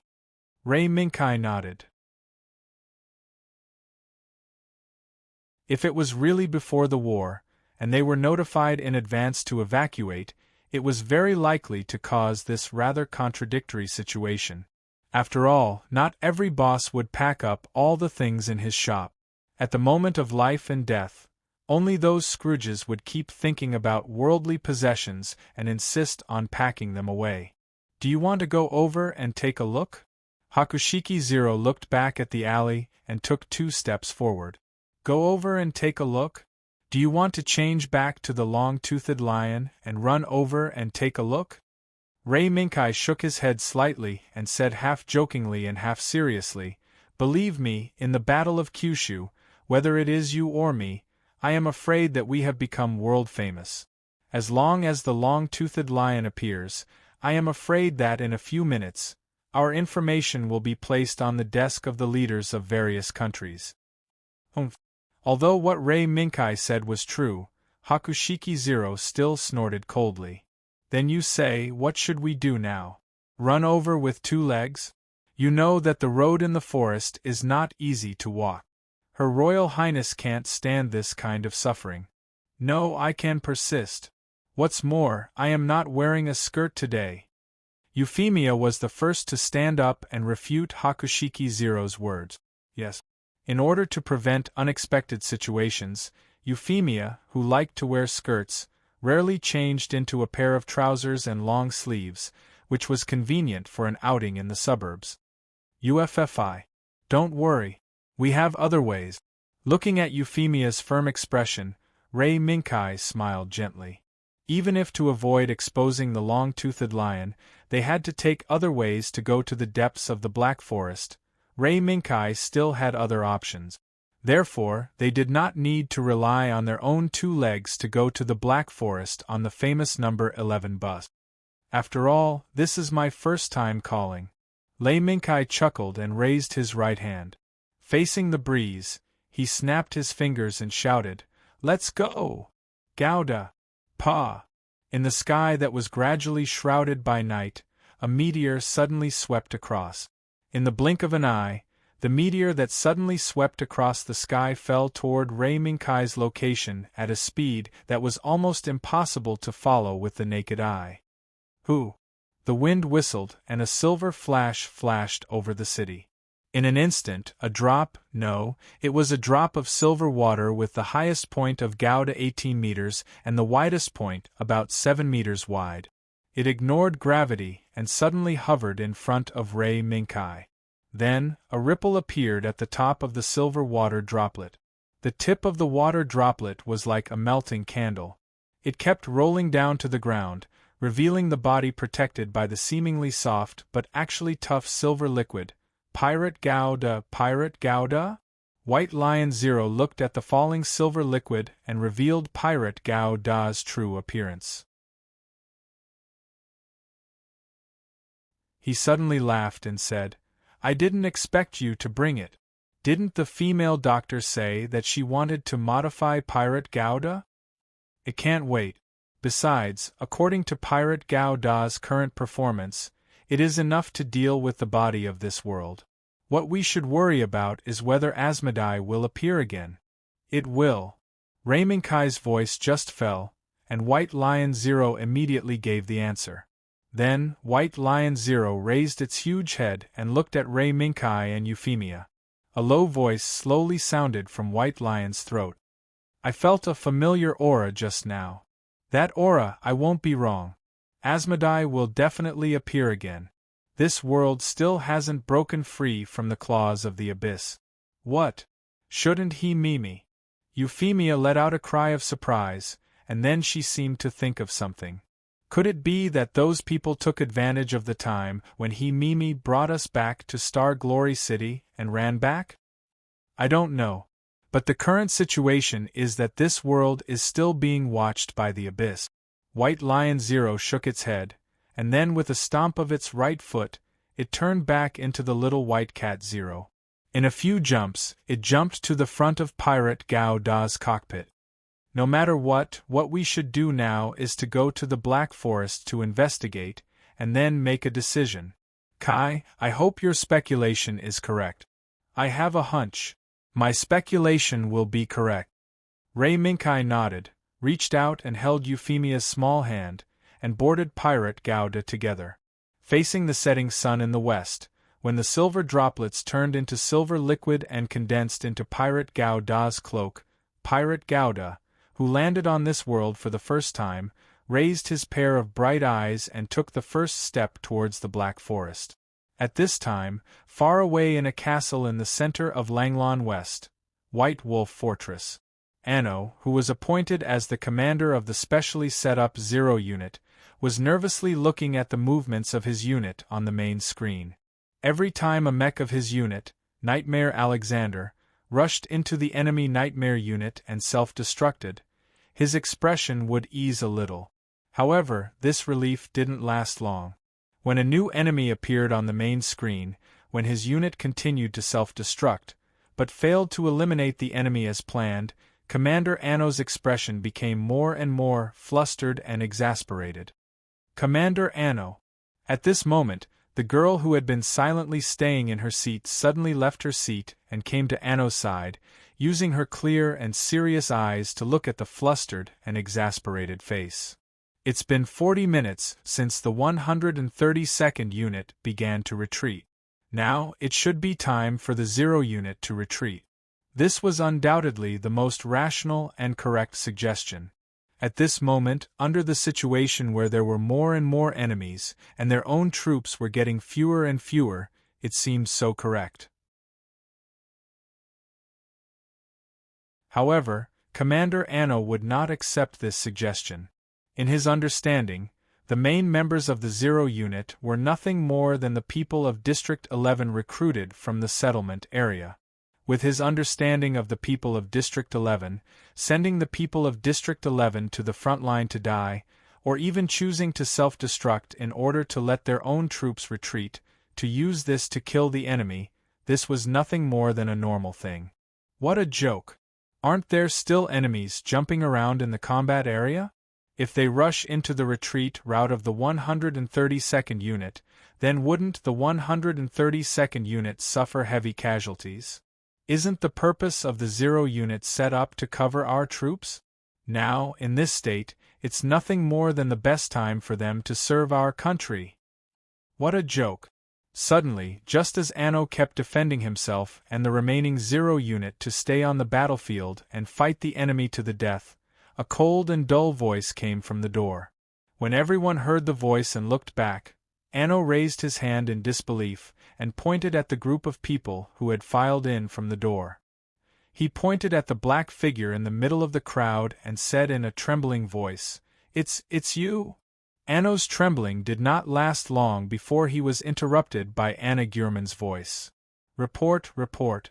An unknown signal has been detected. It's rushing into the combat area from the southeast at a speed more than 3 times faster than the Nightmare. What? Everyone was shocked. The girl who had just spoken up to suggest the retreat, the staff officer of the Zero Unit, Layla Marukal, turned around and quickly returned to her position. Report the location of the target. Can you continue to monitor its movements? Yes. However, the other party seems to be targeting the enemy. Since it rushed into the combat area, at least 10 enemy targets have been destroyed by it. What? 10 Nightmare were destroyed in this period of time? How is that possible? A burst of surprised voices came from the group of people in black. However, Layla did not care who made this sound. Her mind was constantly working faster, constantly analyzing whether the unknown target that suddenly rushed into the combat area was a friend or a foe. Olivia, can the high-altitude camera of the mothership transmit the scene of the combat area? Olivia Lowell was the operator of the high-altitude mothership used by the Zero Unit. From the moment she heard Layla's question, she quickly adjusted the program, striving to complete Layla's request as quickly as possible. In less than 30 seconds, a video taken from a high-altitude camera was transferred to the main screen by Olivia. What is that body?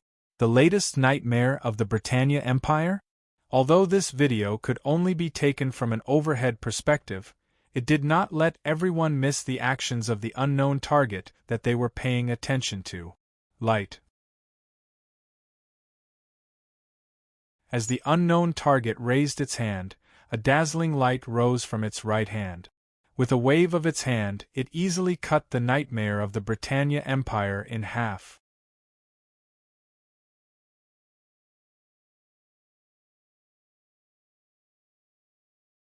Chapter 191. Boom! The roaring explosion tore apart the silence of the Black Forest, and also tore the beautiful sunset into pieces, wantonly thrown on the ground and trampled on it. On the other side of the explosion that tore apart a large part of the forest in the blink of an eye, a pair of flickering eyes were looking at the forest that was filled with intense explosions from a distance not too far away. Target confirmed. It's the Britannia Empire's mech. UFFI. Ray Minkai raised his hand and pressed a few buttons on the driver's seat. After zooming in and out the image on the screen several times, he finally fixed the image on the nightmare that was painted white, with various kinds of gorgeous golden patterns on its edges and corners, and had a bright red cloak behind it. Such a design, such a gorgeous outfit, and a mech that did not hide its identity. Looking at the entire Lucia world, only one country would choose to do this, and that was the Britannia Empire. It should be the army in the direction of Europe. Can you let me contact them? Euphemia, who was sitting on the side of the temporarily installed co-pilot seat, also looked at the screen. However, State Zero, who had turned back into the white cat state, had other opinions. Your Highness, I suggest you don't do this. Why? Euphemia was stunned and asked subconsciously. As the third princess of the Britannia Empire, Euphemia did not feel that there was anything wrong with taking the initiative to contact the nightmare pilot of the Britannia Empire under such circumstances. State Zero. Did you find anything? Ray Minkai realized that State Zero seemed to be hiding something after returning to the Lu Lucia world. Yes, I can smell them. That kind of disgusting, crazy smell. White Cat State Zero stood up from the armrest of the driver's seat and stared at the burning forest that was already in the flames of war. Your Highness, perhaps the current Britannia Empire will no longer be the Britannia Empire that you know. The White Cat's words shocked Euphemia. Her Highness, who already knew about the existence of the Abyss, could not help but think of the scene of the Britannia Empire falling under the gaze of the Abyss from the White Cat's hinting words. The more Euphemia thought about it, the more she felt that something was amiss. However, she suddenly realized that her hand was surrounded by warmth. UFFI. Go and contact them. If what State Zero said is true, then there won't be a worse situation than this. Euphemia looked up the hand that covered her hand. Her hand. She looked up and saw Ray Minkai's encouraging smile. With Lei Minkai's encouragement, Euphemia took a deep breath. Yes. I know, Kai. Since we have already made a decision, then, when it comes to achieving our wish, hesitation is not allowed to exist. Euphemia's voice was filled with determination. Kai. Help me contact them. Yes, Your Highness. Ray Minkai nodded. After pressing a few commands on the keyboard that rose from under the driver's seat, he signaled Euphemia to contact the Britannia Empire's army that appeared in the Black Forest. Soldiers of the Britannia Empire in this battle zone, please reply. I am Euphemia Lee Britannia, the third princess of the Britannia Empire. Now, requesting to speak to the commander of your army. Soldiers of the Britannia Empire in this battle zone, please reply. I am Euphemia Lee Britannia, the third princess of the Britannia Empire. Now, requesting to speak to the commander of your army. After repeating this a few times, Euphemia stopped calling and silently waited for the other party's response. However, a few minutes passed. More than 10 minutes passed. Until the first 30 minutes were about to end, a communication signal mixed with static appeared on the communication channel. I am André Farnes, the leader of the San Rafael Knight Regiment. Please allow me to confirm your identity again. After hearing a clear reply, Euphemia's face lit up. After exchanging glances with Ray Minkai, she replied again. André Farnes, the leader of the San Rafael Knight Regiment, thank you very much for your response. I am Euphemia Lee Britannia, the third princess of the Britannia Empire. If you have any doubts about my identity, you can come to my current coordinates to verify.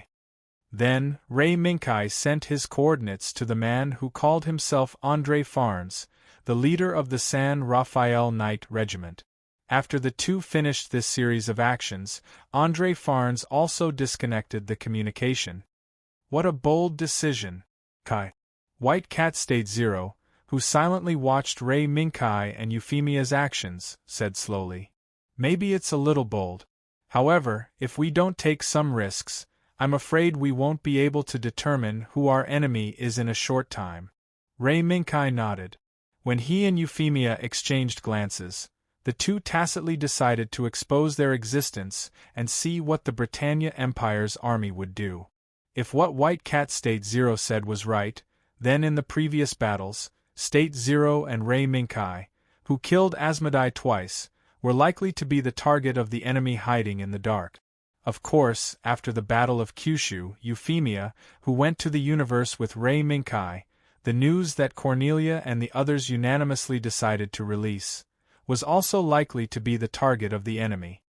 Now all we can do is to wait. Euphemia turned her small head and looked at the forest displayed on the omnidirectional surveillance screen. She couldn't help but be silent. Ray Minkai didn't say anything. He just activated Pirate Gao Da's new equipment, the cloak that was condensed from the silver liquid before. Buzz. With the diffusion of a burst of particle energy, a white light rose from the forest where Pirate Gauda was hiding. In the white light, the 15.9-meter-tall Pirate Gauda also disappeared from the forest. A few minutes later, a movement was captured by Pirate Gauda's surveillance system. It's Nightmare. Ray Minkai's eyes flashed. He quickly turned on Pirate Gauda's surveillance system to full power and grasped all the nearby information in his hands. Is it the Britannia Empire's army? Euphemia couldn't help but straighten her body and stare at the screen without blinking. Beep beep. The moment the radar beeped that the target had been captured, the Britannia Empire's fifth-generation Nightmare Sunderland, whose heads and limbs were painted platinum, and whose torso and cockpit were painted purple, were moving towards them at high speed. 5 Sunderland? How generous! Ray Minkai's gaze didn't linger on the Sunderland's paint for long. Instead, it fell on the Sunderland's weapon, the shotgun. Their purpose was self-evident. Unlike the battlefield in the distance that was caught in a fierce battle, the Sunderland that appeared in the vicinity were actually armed with weapons that were obviously meant for humans. UFFI, looks like State Zero's premonition was right. Ray Minkai sighed secretly. However, Euphemia still had a sense of persistence. Kai, I have an idea. Boom! Boom! Amidst the explosions from the battlefield in the distance, the Sunderland team, under the command of the St. Raphael Night Order's commander, André, quickly arrived at the coordinates indicated by André. However, when they arrived, they didn't discover the third princess that André had mentioned. In an instant, the 5 Sunderland turned on their infrared radars and tried to find their target from the surrounding trees. I'm here. A pilot from the Britannia Empire. At this moment, a crisp yet serious voice of a young girl sounded. The leading Sunderland looked up and saw their target, the Britannia Empire's third princess, Euphemia Britannia, standing under a tree and looking at them. I'm Anson Rosia from the St. Raphael Night Order. May I ask if you are the Britannia Empire's third princess, Euphemia Britannia? A middle-aged man's voice sounded from the Sunderland. However, for some reason, Euphemia felt that the voice seemed to be hiding something that made her unhappy and even disgusted. Yes, I'm the Britannia Empire's third princess, Euphemia Britannia. Sunderland Knight, let me see your face. Faced with the other party's question, Euphemia stepped forward and made a request that couldn't be refused. Yes, Your Highness. The other party agreed. However, in the next moment, the 5 Sunderland raised their shotguns without hesitation and locked onto Euphemia's figure. They shouted fanatical slogans and pulled the trigger. All hail Britannia! All hail Lelouch! Bang! Bang! Bang! In the midst of the fanatical slogans, countless bullets were propelled by gunpowder and suddenly shrouded Euphemia's figure in the shadows. It was as if in the next second Euphemia's beautiful body would be torn to shreds. However, the ferocious shotgun shells that were about to tear Euphemia to shreds suddenly stopped in mid-air and couldn't move forward at all. Then, after the propelling force given by the gunpowder disappeared, they fell to the ground one after another. Bang! Bang! Bang! Faced with such a strange situation, the 5 Sunderland didn't have the slightest bit of shock. In fact, they were even surprised. They were still fanatically shouting slogans and continuously pulling the trigger. UFFI. In the midst of the gunshots, Ray Minkai's voice sounded. Euphemia slowly closed her eyes and said in a low voice, Kai, do it. Yes, Your Highness. The moment Ray Minkai's voice fell, Euphemia's figure suddenly blurred. The moment Euphemia's figure completely disappeared, the real culprit that blocked all the shotgun attacks appeared. Cloak. It was the new cloak that Pirate Gouda was equipped with. It was formed by the condensation of the silver liquid. Ray Minkai didn't know where the silver liquid came from. He only knew that after the Ministry of Justice's Shirhui combined the silver liquid with Pirate Gouda, the cloak that Pirate Gouda was equipped with received a new function. The atmospheric intrusion from before, the optical invisibility just now, as well as the immunity to live ammunition, all of these were functions that were both practical and extremely cool. Pirate Gouda lightly waved his right hand and firmly protected Euphemia under the cloak. His left hand reached towards his waist and held the beam rifle in his hand. 1. 5 consecutive light beams effortlessly took out all 5 Sunderland fighters. Even though Euphemia's figure had already disappeared from their sight, they still continued to pull the trigger and die together with the pilots who only knew how to shout their slogans in a frenzy. Boom! Following the explosions of the Sunderland, bundles of fire were ignited.